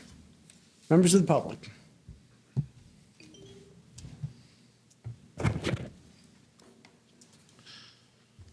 Once again, Sam Bushel. Having lived in a high water area in Harrison Township, what you have is, once these swales go in, is each lot going to have their own separate swales of the three homes? And people being people, they suddenly have landscaping ideas and they think, boy, the kids could really use that area for a little bit of basketball or anything where the swale is. So is the township going to have to be literally grant a variance that there again, it has to be something that the owner doesn't cause by wanting to build houses there, and without meeting the ordinance. It's a matter of the other houses that if they get flooded or their septic fields now that all of a sudden have a problem because somebody has the township is going to have to go out on a pretty much a yearly basis, probably a couple times a year, to make sure people haven't planted all kinds of good stuff in the swales. Very few swales end up, that are especially in the yards, stay swales very long. And I just think it's the variance, you probably should, amend the budget to have a follow-up crew make sure the swales stay swales. Thank you. Thank you. Roll call, please. Trustee Matuzak? Yes. Treasurer Aiello? Yes. Trustee Wade? Yes. Trustee Kress? No. Supervisor Gilliam? Yes. Trustee King? Yes. Clerk Meltzer, yes. Motion passes. Item number 12, adoption of ordinance 504, amendment to the all-terrain vehicle, snowmobile, and unlicensed motor vehicles from the e-bike and motorized subcommittee. Ms. Meltzer? Thank you. Hello, board members, including the subcommittee's proposed amendment to Chapter 1062.19, all-terrain vehicles, snowmobiles, and unlicensed motor vehicles prohibited. Attached are two versions of the ordinance for the board's reference. The original ordinance, the updated version incorporating revisions from feedback, and the updated draft includes the following enhancements and revisions from the earlier version. It clarifies electric bicycles consistent with the definition in MCL 257.13E, mopeds to the list of motorized vehicles, removes references to specific e-bike classes, class 1, 2, and 3, clarifies that electric bicycles are permitted only on paved trails and sidewalks within township parks. A 10-mile speed limit for electric bicycles in the township parks, a helmet requirement for riders under the age of 18, and it clarifies that operators are responsible for any damage caused to township property, as well as establishing civil infraction fines for violations with escalating penalties. Thank you for your consideration. Shannon King, trustee. Mr. Supervisor, may I have a point of information? Trustee Matuzak. There are two versions of the ordinance on here. Can we label them in some way so that we know which ones we're talking about? May I? Ms. McGrath? If you look, and I don't know if it's on the version that you have, but online, one is labeled version March 2026, and one is labeled February 2026. So the February 2026 was the one that was introduced and The published. ones I'm seeing are not marked in any way. If you look at the, it's under 1062.19A as in alpha. An electric bicycle is defined by MCL 257.13E. When you see that, that would be under section 2. That would be the new, that's the new amended ordinance. It's, in my packet was the very first one. Thank you, Mary. Say again. I just want to make Under sure. section 2, there's in bold, it says 1062.19. And then underneath it, there's the letter A. Got That it. letter A says an electric bicycle is defined by MCL 257.13E. That is the new version. Okay. Just so that we're all talking about the Yep. same things, because it's That a was little the confusing. version that was modified Okay. based on the meeting as well as this board meeting. So let's refer to it as version A, since it has an A there, and the other one can be version B.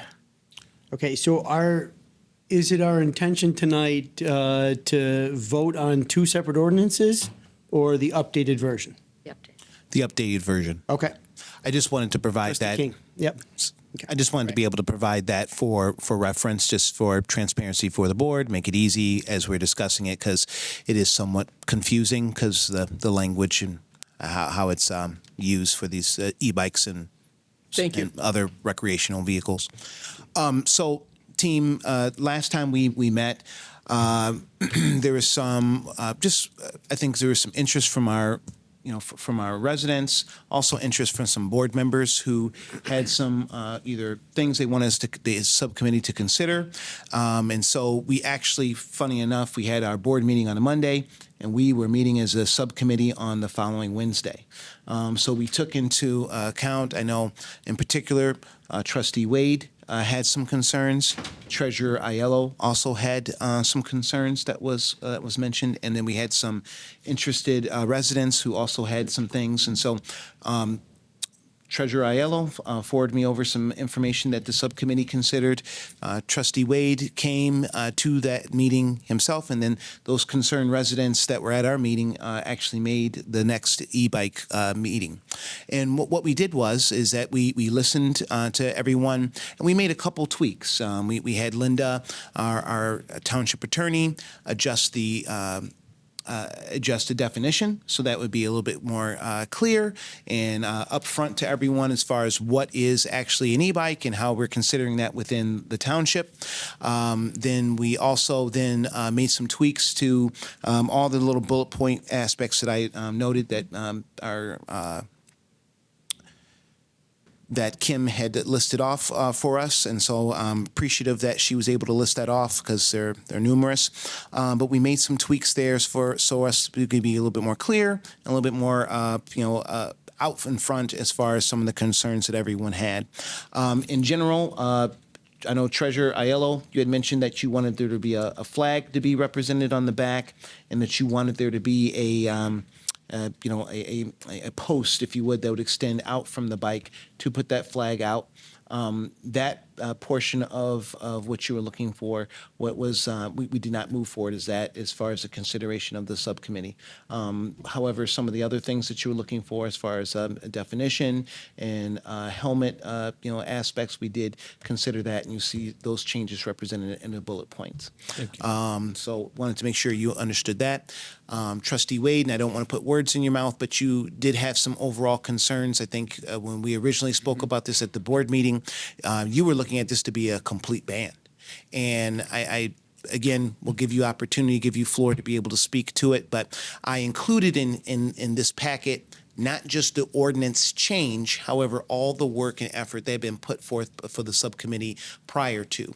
So part of that aspect that we've been talking about is putting in new signage that would go along our parks, trailways, to be able to help with etiquette, to be able to help our e-bike riders and our riders in general have better etiquette when they are, when they're riding their bikes.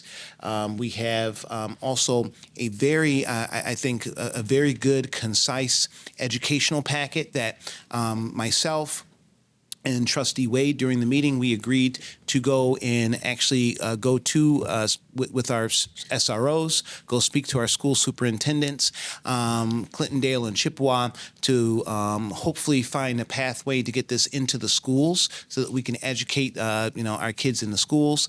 And then we actually had our new director of community relations present, and that also agreed to work with us to be able to put together PSAs that would be pushed out via social media, our website, and other materials as well. So this is not just something where we're just talking about trying to throw an ordinance out and say, well, let's everyone just adhere to it. This is something that we are looking at it to being a multi-pronged, approach from education to communication, and then obviously the ordinance.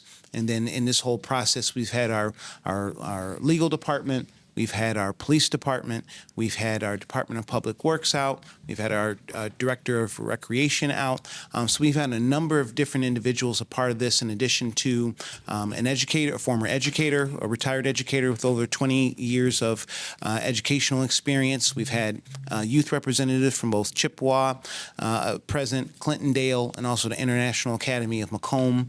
And then we have taken in copious amounts of resident feedback, and we then even actually had some retailers out who sell these things and also help educate and work within the community as well. And we took in their information as far as feedback, to this as well. So I want to make sure that everyone understands that, again, this is not perfect. We're going to have to come back, and I'm sure we're going to learn some things and have to tweak this over the course of time. This subcommittee is going to be continuing to work as we put this ordinance in place, because we have to put out the education and the communication aspects as part of this.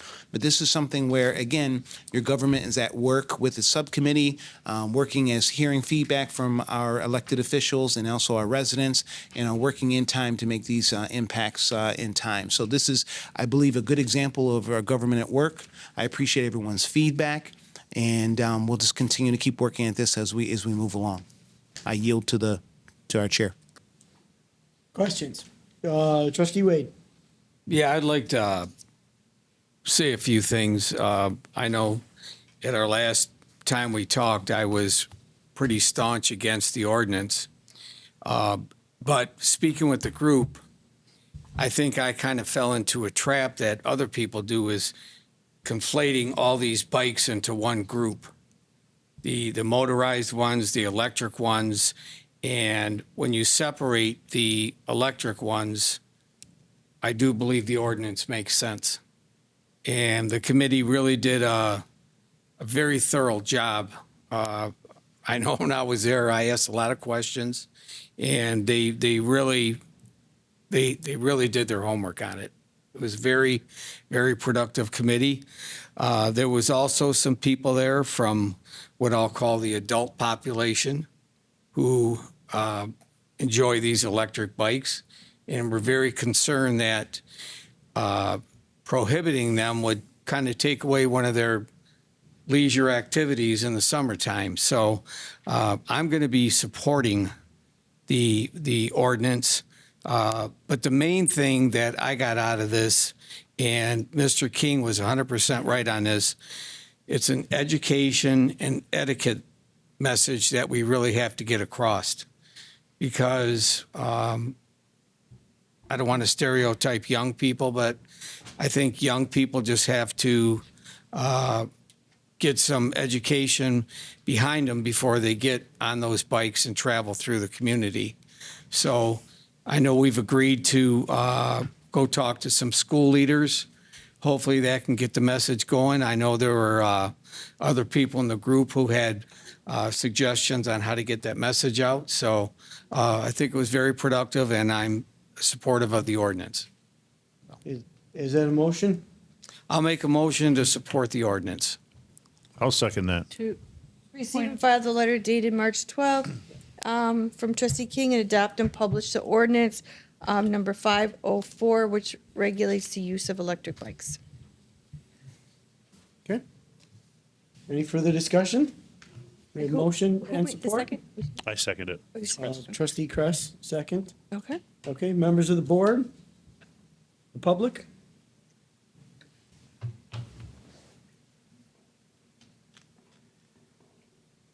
There again, these bikes can go way over 10 miles an hour. And you have people walking, people pushing strollers on these trails. And we don't even have a traffic division on the roads. And so I'm assuming there's going to be nobody really patrolling these bike trails to protect the citizens. And I think that's, that's a real worry for me, is the fact that if you have nobody to patrol it, the 10-mile-an-hour speed limit is utterly ridiculous in that there's nobody to patrol it. There's nobody to patrol any of it. And by the township okaying these being there, the liability goes way up in the fact that you're approving these things on the trails. And you can say you got government immunity, but that's a horrible thing to say. Let's risk some kids' lives and we got immunity. We're okay. Thank you. Roll call, please. Trustee Wade? There was another. Oh, sorry. Okay. I, do I have to say my name again? No. Leonella Weir, 35695 Blairmore. I just want to say, don't put it all on the kid's fault, because I was pulling out of Myers, stopped, and the big truck was here, so I stopped and I edged up a little to see, because they're going to make a left. So it's going to take them a half hour to get out. This guy comes whizzing by on a motorbike on the sidewalk, doesn't look, goes down. I mean, it's just hazardous, so it's just driver beware. I mean, it's going to happen. People are going to be laying all over the place. I don't go for electric bikes. I think they're a pain. Use your legs and losing fat. Get a car. Trustee Kress. Just a question for you probably. Do we have does Clinton Township Police have a bicycle patrol? Yes. Is that something that it's only for special events, or do they go out routinely to make their presence known in our parks? It's up to the police chief to assign resources as to where the police department is patrolling and doing enforcement efforts. Okay. All right. Thank you. Roll call, please. Trustee Wade? Yes. Trustee Kress? Yes. Trustee Matuzak? Yes. Supervisor Gilliam? Yes. Trustee King? Yes. Treasurer Aiello? Yes. Clerk Melcher, yes. Motion passes. Okay, item number 13, adoption of ordinances for massage establishments. So this we introduced at the last meeting, so today would be, we need a motion to adopt and publish the ordinance 505, which amends Chapter 850.12 and Chapter 850.13, amending how notices regarding suspension and revocation of massage establishment licenses may be delivered to include electronic mail. I'll make that motion as presented. Support. So a motion to adopt and publish? Yes. Okay. Been moved and supported? Discussion? Roll call? Trustee Matuzak, oh, I'm sorry, Treasurer Aiello. Yes. Trustee Matuzak. Yes. Trustee Wade. Yes. Trustee Kress. Yes. Supervisor Gilliam. Yes. Trustee King. Yes. Clerk Melcher, yes. Motion passes. Request approval of Elections Commission recommendation for 4 early voting sites. Dear Honorable Board of Trustees, the Election Commission is asking the board to approve the resolution designating early voting sites and the associated fees to host for the August and November 2026 elections at the following locations: Faith Baptist Church at 34950 Little Mac Avenue, Kensington Church at 25,000 Hall Road, Victory Church at 42850 Hayes Road, Clinton Township Civic Center at 40700 Romeo Plank Road. These locations meet the state of Michigan's requirement of placing early voting sites in line with diverse and increased voter access.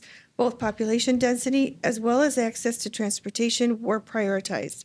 The fees are $2,000 per election per church. The commitment by these churches is huge, and we are very grateful for their collaboration to help us deliver democracy in our community. Sincerely, Kim Meltzer, Elections Commission's Chair and Clerk. Ms. Meltzer, you're looking for a motion to approve the resolution? Designating early voting sites. Okay. And there's one new one, which is the one at Victory Church on Hayes. Okay. Is there a motion to that effect? I'll make that motion. Okay. Is it supported? I'll support. Okay. Moved and supported. Discussion? Trustee King? Thank you. Permission through the chair. Do I have an opportunity to engage in conversation with our clerk? So during, It's really up to her if she wants to converse in a conversation with you. I hope she would, but through you, right? Through our chair. I'd like to chat with our clerk just for a moment. At this meeting, I know that I expressed just a bit of a concern. There are some individuals in our township who may have an issue with the amount of religious institutions that we're doing the early voting through.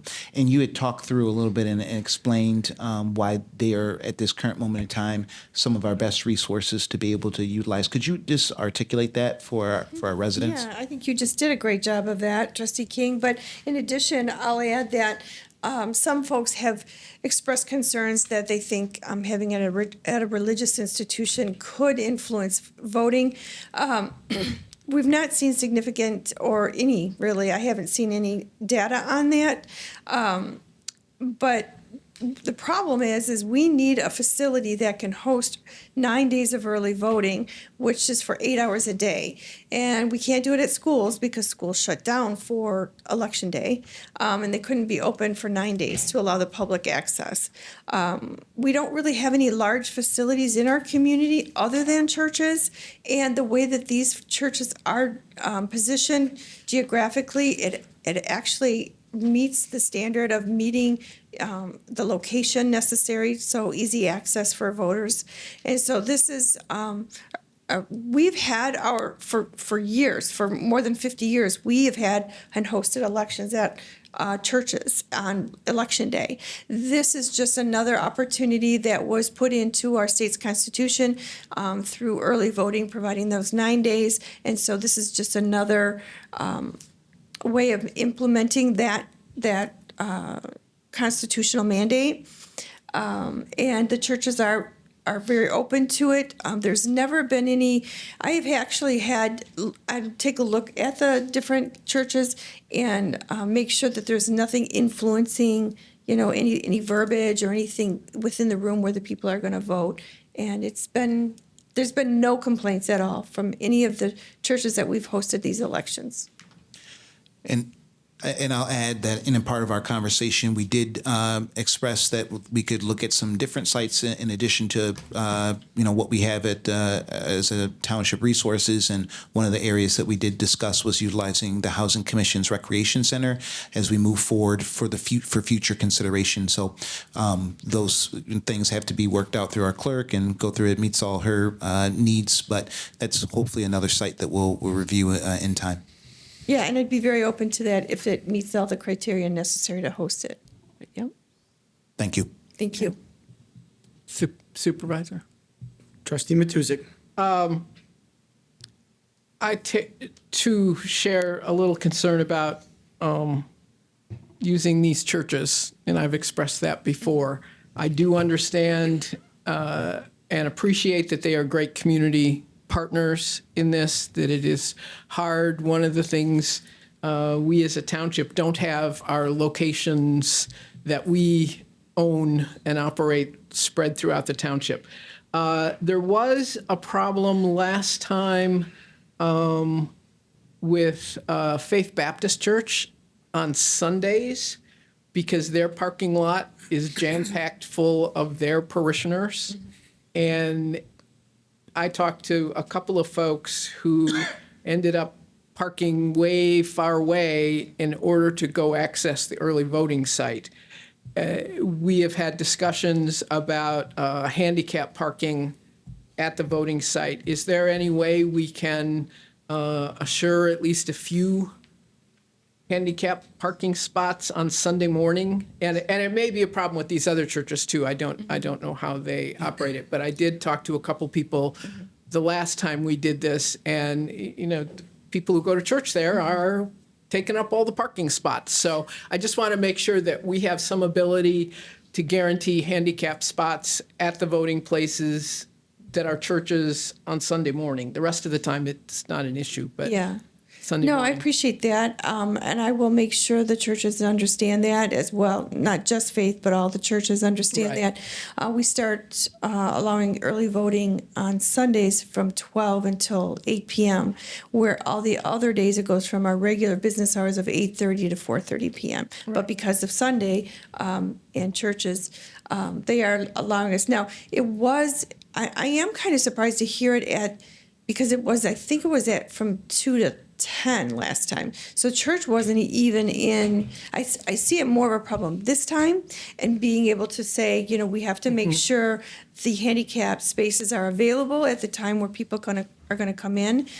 So that would be more of an issue, I think, at this time, because we're moving the date right, or the time at noon than it Right. was the last time, because we didn't start until 2:00 in the afternoon, and church was long gone after that. So I never heard any of those complaints. I'm surprised to hear it now. I had a couple of people talk to me about it, and you know, you go to church and you hang out for coffee hour, and you know. Sure. But in a case like that, Trustee Matuzak and all of the trustees, I need to know those things, because I need to know they exist so I can better plan, and then also report that to the state if there's issues. So anytime you guys get information on election matters, please forward them on to me, and then I'll be able to manage it in the future, hopefully better. Thank you. Okay, we have a motion and support. Discussion from the board? Public?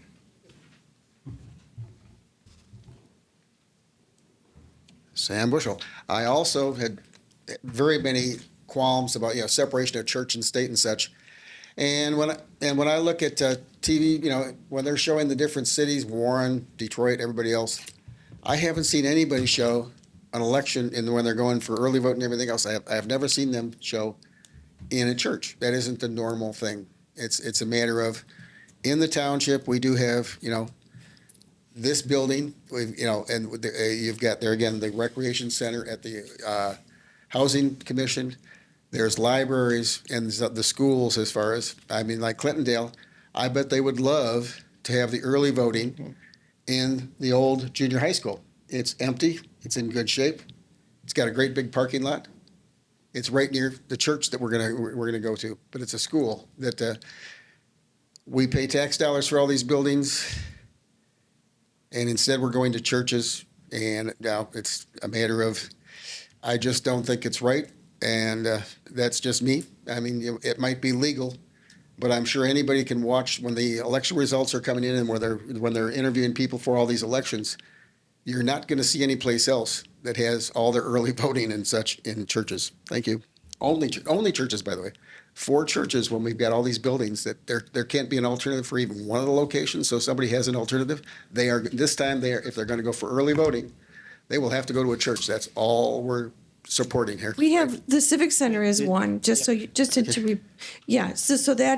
we are open here at the Civic Center as an early voting site as well. So there is at least one. So for those that don't want to, go to a church to vote, they can come here. Yep. And unfortunately, our community being what it is, we just don't have any big facilities in our community. This location here would be great if we were the size of Kensington. We could have everybody come here, and that would be awesome. But we cannot manage on those 9 days, because regular business is going on in the township at the same time. So we need to spread out the population in order to accommodate them, so they don't have to wait so long to vote, and other business can continue throughout the day. As a resident taxpayer, I'm just surprised we can only find churches in a township of over 100,000 people. That's all. Thank you, sir. Trustee Kress. I just want to share that in our election commission meeting, Trustee King brought up a possibility for another location that isn't a church next election cycle. So we are looking at large spaces that could be accessible to us. So if you want to speak to that.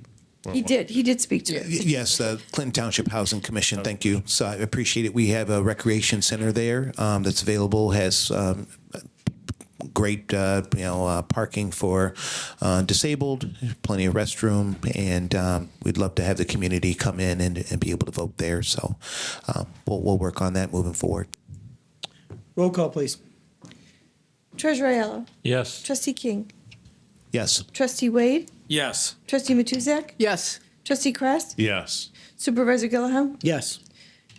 Clerk Meltzer, yes. Motion passes. Item number 15, resolution in opposition to House Bills 5529 to 32 and House Bills 5581 to 85.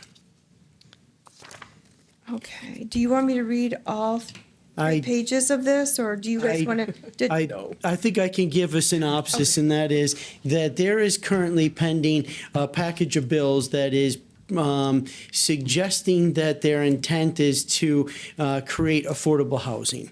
However, what it actually does is preempt local zoning restrictions.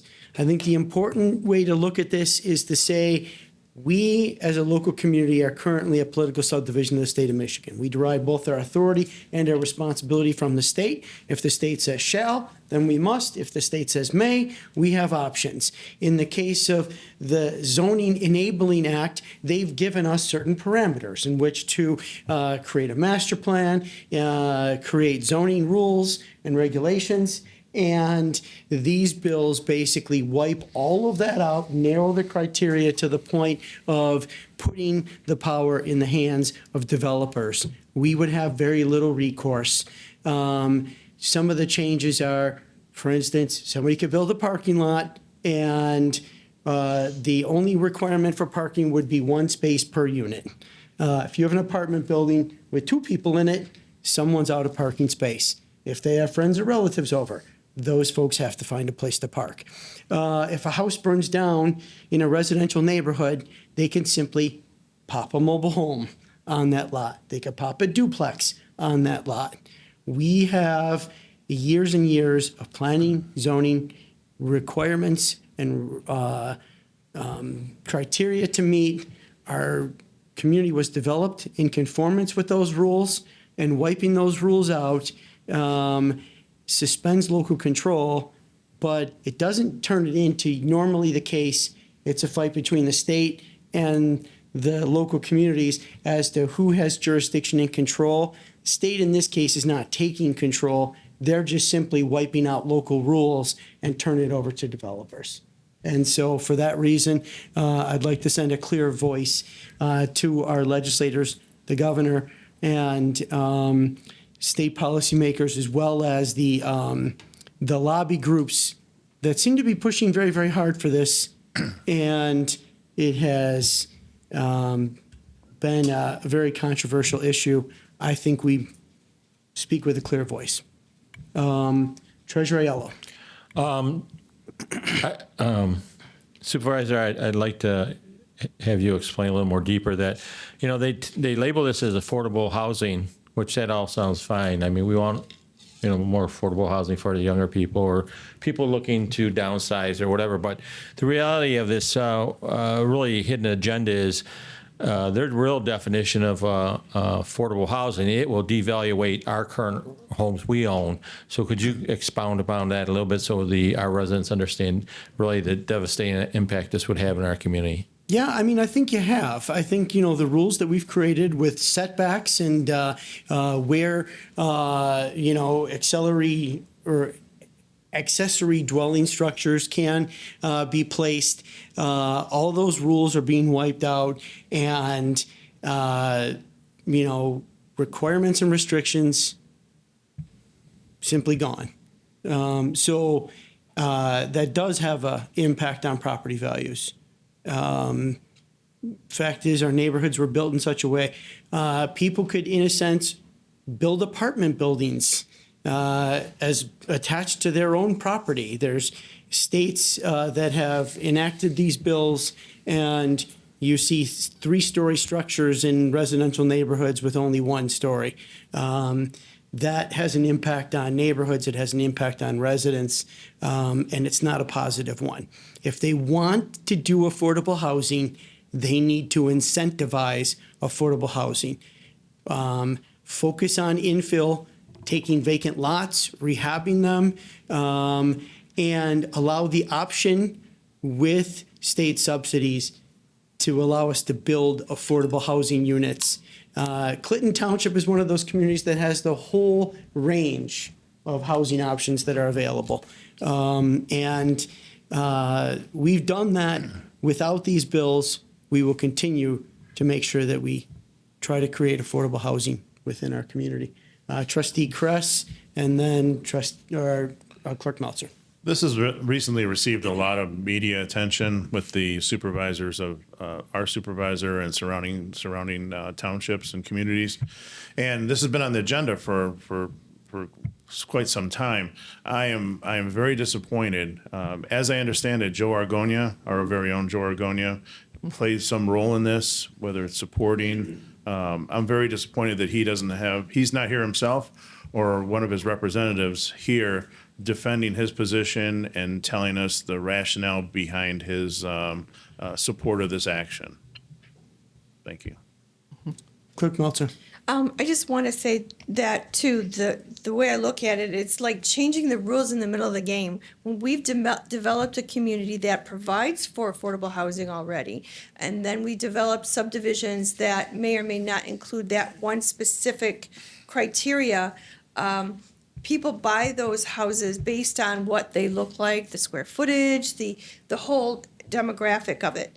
And to change this now, there are bits and pieces of Clinton Township that could be negatively affected. So I think it's very important that all of you here in the audience and anybody watching spread the word on this. This legislation, we've got to push back because there is strong support of it in Lansing.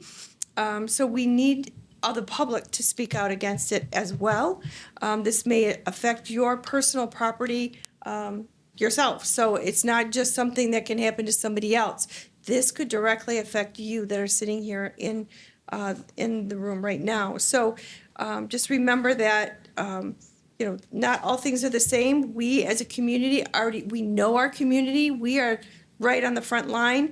We know what our community wants, what it needs, and we can make those changes right now. We don't need the state to come in and say, you know what, we're going to take all that responsibility away from you and give it to a developer who comes in, does whatever they want, makes the money, and then leaves, and we never have any recourse. So it's really important, I can't stress enough, for you to put it out on social media, do anything you can, talk to your neighbors about speaking out in opposition of these bills. Thank you. Okay, I got Trustee Kress. Well, let me go to Trustee Matuzik and then Wade and then back to Kress since you already spoke.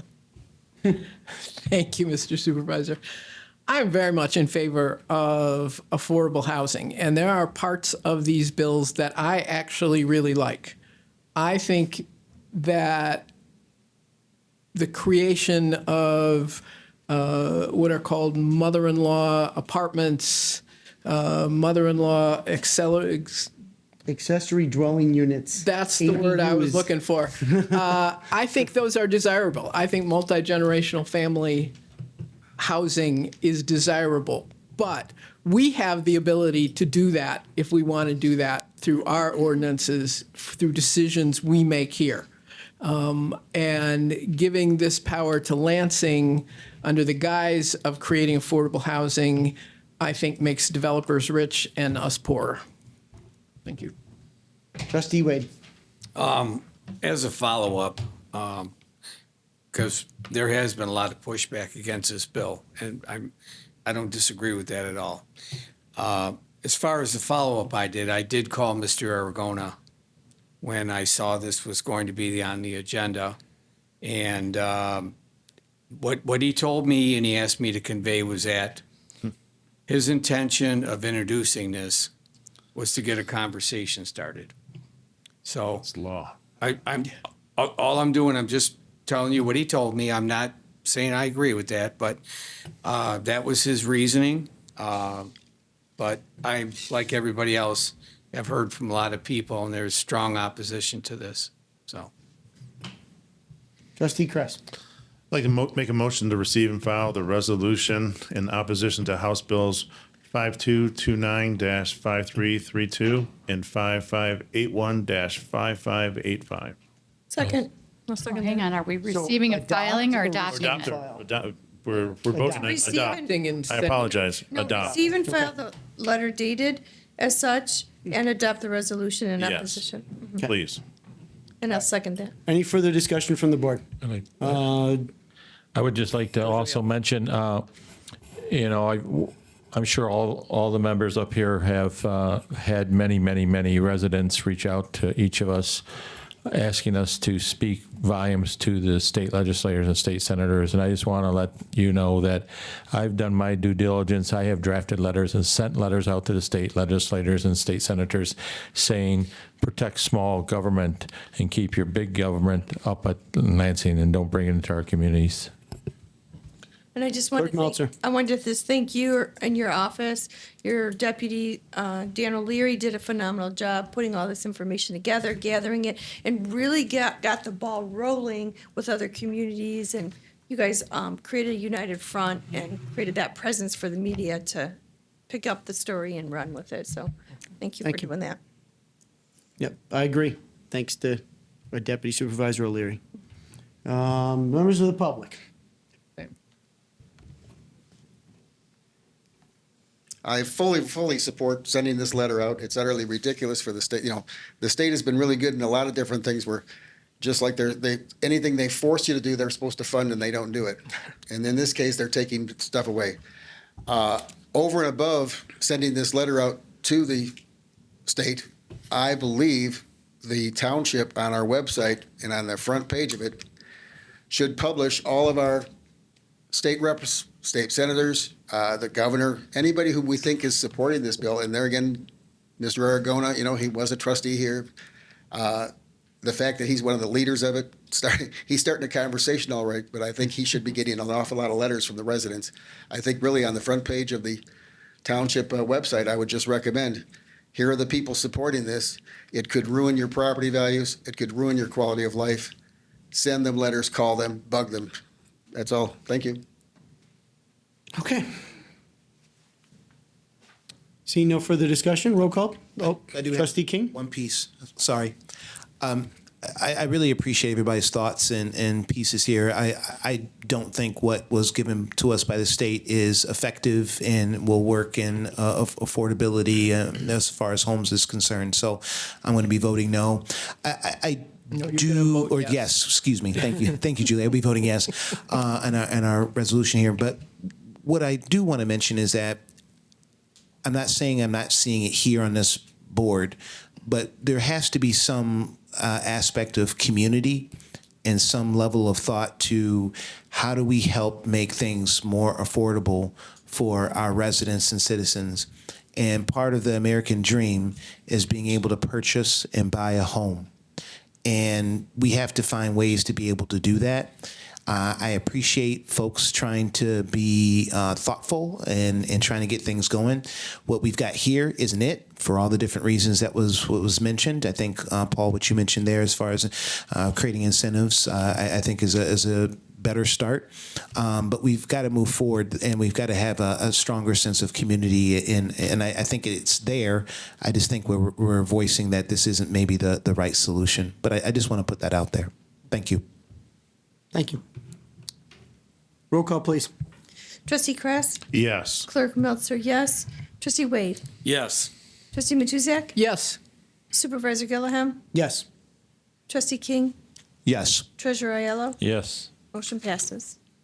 Item number 16, introduction of ordinance 506, amendment to chapter 106226, possession of alcoholic beverages, submitted by Budget Ways and Means. Dear Honorable Board of Trustees, on March 3rd, 2026, the Budget Ways and Means Committee met with Recreation Director Brian Kay for consideration of an exemption of township ordinance for the Senior and Family Recreation Department to host a special event with beer and wine on Clinton Township grounds, specifically the Festival of Senses. The committee discussed how it has been identified through community engagement that hosting an event with a beer and wine tent is lacking in the township and believes that this may attract a demographic that has been absent at our township events. Many particulars were addressed, and it was determined that if such an event were to take place, that 1, board approval is required for each individual occurrence, and 2, a policy is to be drafted to regulate the process. Said policy would have to be met to obtain board approval. As a result, the committee voted unanimously to recommend the board approve an amendment to the township ordinance to permit one-time exemptions allowing alcohol at board-approved township-sponsored events. I would say at certain board-approved township-sponsored events. Such permission necessitates that the event meets all requirements of township policy, which is to be drafted upon board approval of the ordinance amendment. Please contact Recreation Director Brian Kay, or myself for further information or questions concerning this recommendation. Respectfully, Julie Matuzak, Township Trustee and Chair of Budget Ways and Means Committee. Mr. Supervisor. Trustee Matuzak. I would like to speak to this because you all are going to have 500 questions, and we don't have the answers to those questions. We are very aware and had a long discussion about having alcohol at an event like Festival of the Senses, which is the main one we're really talking about. Involves all kinds of rules and procedures and regulations. We have a vision of what it looks like. Obviously, it's a fenced-off area. It is working with a partner organization that has done this before. It is our getting part of the funds from the sale of the alcohol. There's a whole bunch of rules, regulations, and procedures that are going to have to be developed for this. But we did not want to have township staff spend a lot of time developing these rules and regulations and procedures until we were sure the board was in general agreement with the idea. And you'll notice that we're very clear that nobody is going to get to do this without coming before this board and meeting a checklist of things that need to be done. So this is not a discussion about, how will the fencing be and where will we get the partner and all of that. This is really just needs to be a discussion. Do you think this is a good idea or not? And if you think it's a good idea and want us to proceed with developing the details around this, then I ask that you vote for it. I'm personally in favor of it. I think that this is a good upgrade, a good addition to an event that's frankly gotten a little stale. And our residents have asked for it. When we survey them, our vendors that come to the Festival of the Senses, this is their top priority. They would like to see this. So I just want to warn you, there are no answers to the 50 questions that you have, but there will be the next time we consider this after we have, if you're in agreement in general with this idea, then we will send the various departments off to come up with the rules, procedures, and other considerations. I appreciate that clarification, Trustee Matuzak, as the chair of the Budget Ways and Means Committee. And I also want to clarify that this is a motion to introduce and publish. So as true to form, ordinances are a two-step process. So is there such a motion? I would make that motion. I'll support. Okay, moved and supported. Further discussion from the board? From Trustee Kress. So we're passing an ordinance without the particulars. Is that what's taking place right now? We're introducing an ordinance without the particulars, but passage occurs next meeting. Okay. Well, Where all the particulars will be, we hope. Okay, I think that's cart before the horse. I'd like to know what the particulars are before I vote on an ordinance, so. Well, you're voting to introduce and publish. Okay. All right, thank you. Okay. Further discussion from the board? From the public?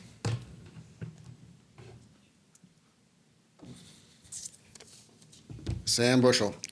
I am so glad that the Budget Ways and Means meetings are on video and residents can pull up this Budget Ways and Means meeting. I was there, and from what I understood, number one, it was going to go to some other committee before it even came to you. I didn't hear a vote taken to send it to you to recommend to approve. I might be wrong. I won't say I'm wrong. I might be wrong. I'm just saying I'm looking. But then luckily it's on video so people can see it. And anybody in the township that basically has any charitable organization or such that is putting on beer tents, the Parks and Rec had already picked the Kiwanis. They've been working with their partners, the Kiwanis, and they were set on them already. And I said, gee, that's all of these different organizations. I think a lot of them are going to be shocked that the township, in my estimation, ruled against them before they ever got a chance to even know this was on the agenda. I also think there are, and I do imbibe in alcohol, but it's a matter of, I think that these type of functions that are township-oriented, family-oriented, I just don't, I think there are enough places in the township, you know, to drink that even got free liquor licenses that I don't think we have to do it at a township, you know, park. The other thing that, there again, when you watch the meeting, if you take the time to watch the meeting, the big worry that they had was if we don't do this really quick, we aren't going to be able to have a beer tent this year. And that was their biggest fury. And that is on that meeting a lot. Watch the video. And do we really, we're in such a rush that we want to make sure we're going to vote on this with none of the particulars. With the Kiwanis obviously already, you know, they're in the running already for sure. That's for sure. But we just want to approve this so we don't miss out on this year's plan, no matter how hard or how many things we have to cut. But there again, it's very clear. Watch the Ways and Means video. It's not very long. It's on, you know, you don't have to leave your house. You'll be shocked, I think, at how, you know, the big rush is on to approve this now without even the things so as we can have it this year. We don't want to, if we wait too long, we can't have it this year. Wow, that's bad. Mr. Supervisor, I would just like to reiterate that we did not wish to have staff spend a lot of time working on something that the concept wouldn't even be acceptable to this board. That's correct. Is there any further discussion? Roll call, please. Trustee Matuzak. Yes. Trustee King. Yes. Trustee Wade. No. Trustee Kress. No. Supervisor Gilliam. Yes. Treasurer Aiello. Yes. Clerk Meltzer, yes, motion passes. Okay. And as a reminder, that was to introduce and publish. I'm sure our staff will be working to promulgate rules that can be brought forward as a part of this process. Item number 17, recommendation of the Senior and Family Recreation Department Director Selection Committee. Dear members of the board, the Senior and Family Recreation Department Director Selection Committee is recommending the Township Board appoint Ms. Tammy Letkovich to the director position of the new unified department. The committee selected Ms. Letkovich from two highly qualified internal candidates after interviews and credential review. Ms. Letkovich has held multiple positions and served in numerous leadership roles during her 12-year tenure in the Township Parks and Recreation Department. The committee unanimously and without reservation recommends her appointment. Should the board accept this recommendation and appoint Ms. Letkovich, she would assume the duties and responsibilities of director on March 18th, 2026. Thank you for consideration of this matter. Sincerely, William Smith, Human Resource Director. Is there a motion? I have a question. Clerk Meltzer. Thank you. I'm not sure if it's germane or not, but I would like to know, my understanding is, first of all, I guess I want clarity on the letter. It says, selected from two highly qualified. There was only just her and another applicant, correct? There wasn't two others besides her. Besides Tammy, correct? That's how I read it. It kind of sounds like it's Letkovich and then two others, but it was just two, right? Just two. Yeah. Two internal candidates. Okay. So my understanding, though, is our former director is taking a 15% pay cut, and I'm just trying to figure out how we justify that, given the years of his dedication to this township. I understand that, you know, I support Tammy in this position. I think she's going to do a great job. I just don't. When we went down this path, we were clear in saying that we did not want to get rid of the existing employees or demote any existing employees. And this 15% pay cut to Mr. K is just extraordinarily high. I disagree with it 100%. And I think that is something that should be discussed. It doesn't necessarily pertain to our decision tonight, but I do think this is really a slap in the face, quite frankly, to Mr. K, and he's done a phenomenal job representing our township. And I know you have to pick people, you know, and Tammy's a great candidate. I think she'll do a great job. And in fact, I'll even make the motion to receive and file the letter dated and from the Human Resources Director and approve the appointment of Ms. Tammy Lakavich to the position of Senior and Family Recreation Department Director. I'll second that. Been moved and supported.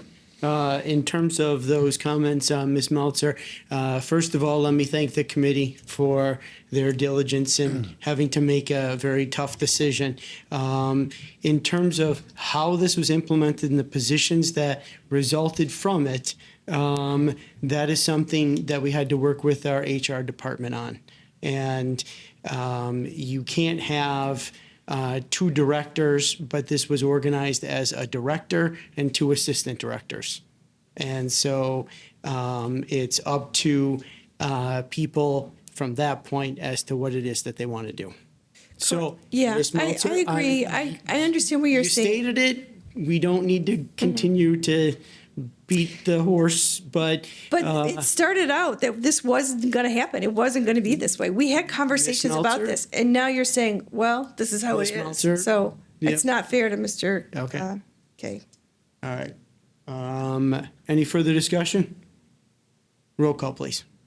Clerk Meltzer, yes. Trustee Kress? Yes. Trustee Wade? Yes. Trustee Matuzak? Yes. Supervisor Gilliam? Yes. Trustee King? Yes. Treasurer Aiello? Yes. Motion passes. Okay. Item number 18, we need a motion to go into closed session for a discussion on pending litigation regarding the opioid litigation and settlements. So Will moved. be coming out. So moved. Second. And moved and supported. Roll call, please. Clerk Meltzer, yes. Treasurer Aiello? Yes. Trustee Wade? Yes. Trustee Matuzak? Yes. Trustee Kress? Yes. Supervisor Gilliam? Yes. Trustee King? Yes. Motion passes. Public comment? We're coming back out? We are. Yeah. Thank you, sir. Mr. Bushell.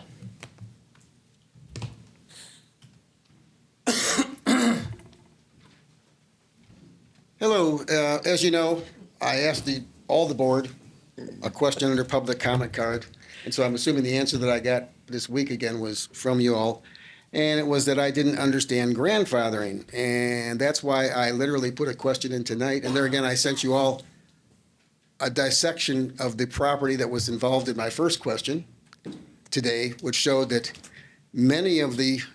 only a small portion of the property was part of the business that was supposedly grandfathered. And so my big question for you is tonight, and I'm sure your attorney obviously probably would have warned you in the past, we won't say it in public, but in grandfathering, is it possible that you can then expand the grandfathered use, expand it to either other properties that were office buildings, no less, and not have to meet any of the standards? You can have drainage directly into a ditch of scum. It's a matter of it's from a cement plant. You can add all this other stuff on. Some of the lots were, there again, bought for next to nothing from the township, but they were never developed into anything. But a grandfather, supposedly now, this site plan, the planning department and the planning commission were right in saying that it met all the standards because it was a grandfathered property. Well, most of the property was never part of the business that was being site planned, nor did they have the same business. Most of the property actually was vacant. And so I'm hoping to get a real definition that I think all of you have to understand. Does grandfathering cause, is that just expandable to no end? It expands to other properties and it doesn't have to meet any standards? Are you kidding me? You have an 8-foot blindfold wall at the front property set line with big trucks coming out 4 entrances that can't see anything to the sidewalk? Are you kidding me? That's a grandfathered use. Sending debris into a ditch, an open ditch, when the property's behind, when you go east from this property, all of the industrial properties, they meet our standards. They have landscaping, they have sidewalks. And this is such a shot in the eye to them for all the money that they put into it. And it's a shot in the eye to the fact that actually the township board sent this official letter to me saying I didn't understand grandfathering, that this was just a grandfathered property. I think, hopefully you will take an awful lot better look at getting a definition from your attorney as to what a grandfathered property is. And I laid it out all to you. You all had the copies today. You have all the definition on that property. You've had the site plan that covered the whole thing. All grandfathered? Are you kidding me? Mr. Schorsch. Paul Shores. You guys know who I am, where I live at. All right? The house I live in is the American dream. I built it with my family. Got the permits all here. Listen, that is the true story of the American dream. Put all my money in it, worked hard, paid for it, built it. My wife laid every tile in the house. All right? Now let's talk about property value, all right? The safety here is not good, all right? The property value should be going down because of the road. Now, you get a state equalized value every year, right? The property supposedly went up in value 5 years in a row. They said it went up $297,000 in a 5-year period. Now, the house across the street went down in value. Now, does that make sense? All right, how can it go up that high? Now, I went to the assessing department, all right? The house down the street, fixed up, similar to mine, sold for $445,000. They estimated my house at $650,000. All right? Something's not jiving there. Why is that? Think about it, Paul. Did your house go up $297,000 in 5 years? All right, living on that road, all right, we got drug dens down the street from the Clinton Township Police Department. Ottawa School, where we vote at, supposedly there was a drug dealer busted right on Millar, all his vehicles stolen, all right? Now we got vacant buildings up and down Groesbeck. Now our property value is going up. Now listen to this. All summer I was getting signatures for Ask My Tax. 10,000 people I talked to. That's just the ones that signed the petition. You know how many pissed off people are here in Mount Clemens, Clinton Township about the property taxes? It's way out of hand. For what we got, how do you justify that, Paul? How you know, one house is worth $445,000. That's all fixed up. New roof, new concrete, new carpet, new paint, similar house. That's $200,000 difference. Why is our house being estimated like that? State equalized value. And the ones across the street are going down in value. Is it because of the road? Of course, the road's going to depreciate your property. Now listen, while I was there, I seen a lot of illegal immigrants. 15 seconds. I talked to our officers. They're arresting these illegal immigrants. Before they get the paperwork done, they're telling me they're being released on the street. Not a U.S. citizen. And all these people don't speak English. Time has expired. All right, think about it. Let's keep this community safe. When they get arrested. Sir, time has expired. Yep, I understand that. All right. All right. Dave? Oh, excuse me. Yeah, Board of Trustees, I have jobs for you. I'd like to have an answer back from you guys. I'm private. You can call Kim, she has my phone number. Kim, about Deputy Dan. Unwanted touching in the supervisor's office. You were there, you seen it. What'd I do about it? I can't report it to Dan. Who do I report that to? State Police? Macomb County Sheriff? We can't answer. We can talk. Give me a call and let me know. Mike, please self-report the police department Direct your violations. comments to the chair. He's Trezio. Direct your comments through the chair. Sir, direct your comments through the chair. This is my 3 minutes. Yeah, and this is the rules of the board. Direct your Okay. comments through the chair. Don't rush. I can talk to her. Like I said her name. Mike, please self-report police department's FOIA request violations. Date of birth. Report it to the state. There's fines to that. Shannon, make sure Mike. Direct your self-reports comments this, through the chair. Okay? I ain't talking to you. I'm talking Well, to you Shannon. are talking to me I voted because for him. this I is have the a right to rules vote. of the public Stop meeting. interrupting me and give me my 3 minutes. So, it's Public Act 442. Let me know. if you guys will violate these. It's for 10 years. It's about 5,000 for each violation. I'm refereeing about 20,000 a year. It's gonna be a hefty fine. Paul, you had signs up in your office that restrict my movement to get public information. Why? I have pictures. Kim knows about it. She's seen it. And Dan, I would like you supervisors Paul's office and have the signs removed and check if Debbie, Amy, Paul, Deputy Dan violated my rights to get public records. You guys, violating rights is a crime. Ignorance of it is no excuse. Julie, call me. 15 seconds.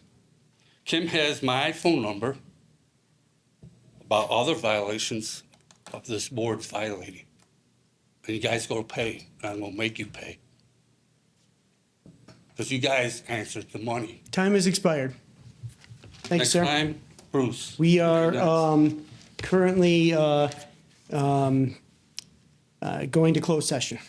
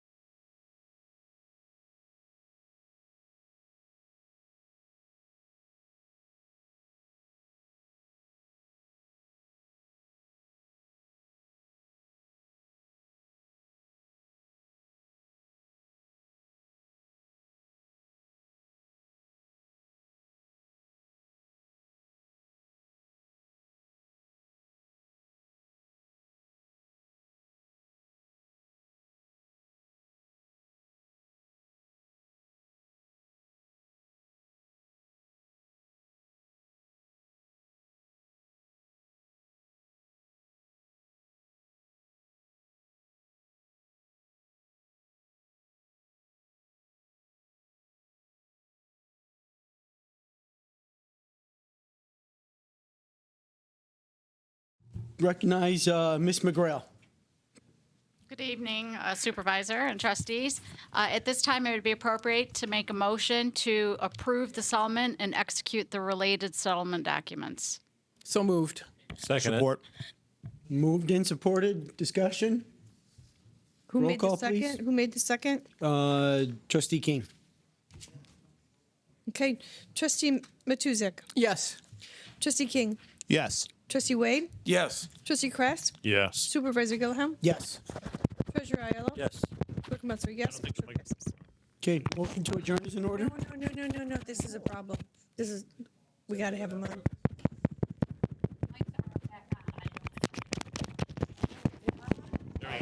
There we go. If they're on, okay. As long as they're on. Okay. Okay, Okay. sorry. Motion to adjourn is in order. I'll make that motion to adjourn. Support it. Moved by Treasurer Aiello, supported by Trustee King. Roll call, please. Treasurer Aiello. Yes. Trustee King, Yes. trustee Wade, Yes. trustee Matuzek, Yes. trustee Kress. Yes. Supervisor Gilliam, Yes. Clerk Melcher, yes. Motion passes.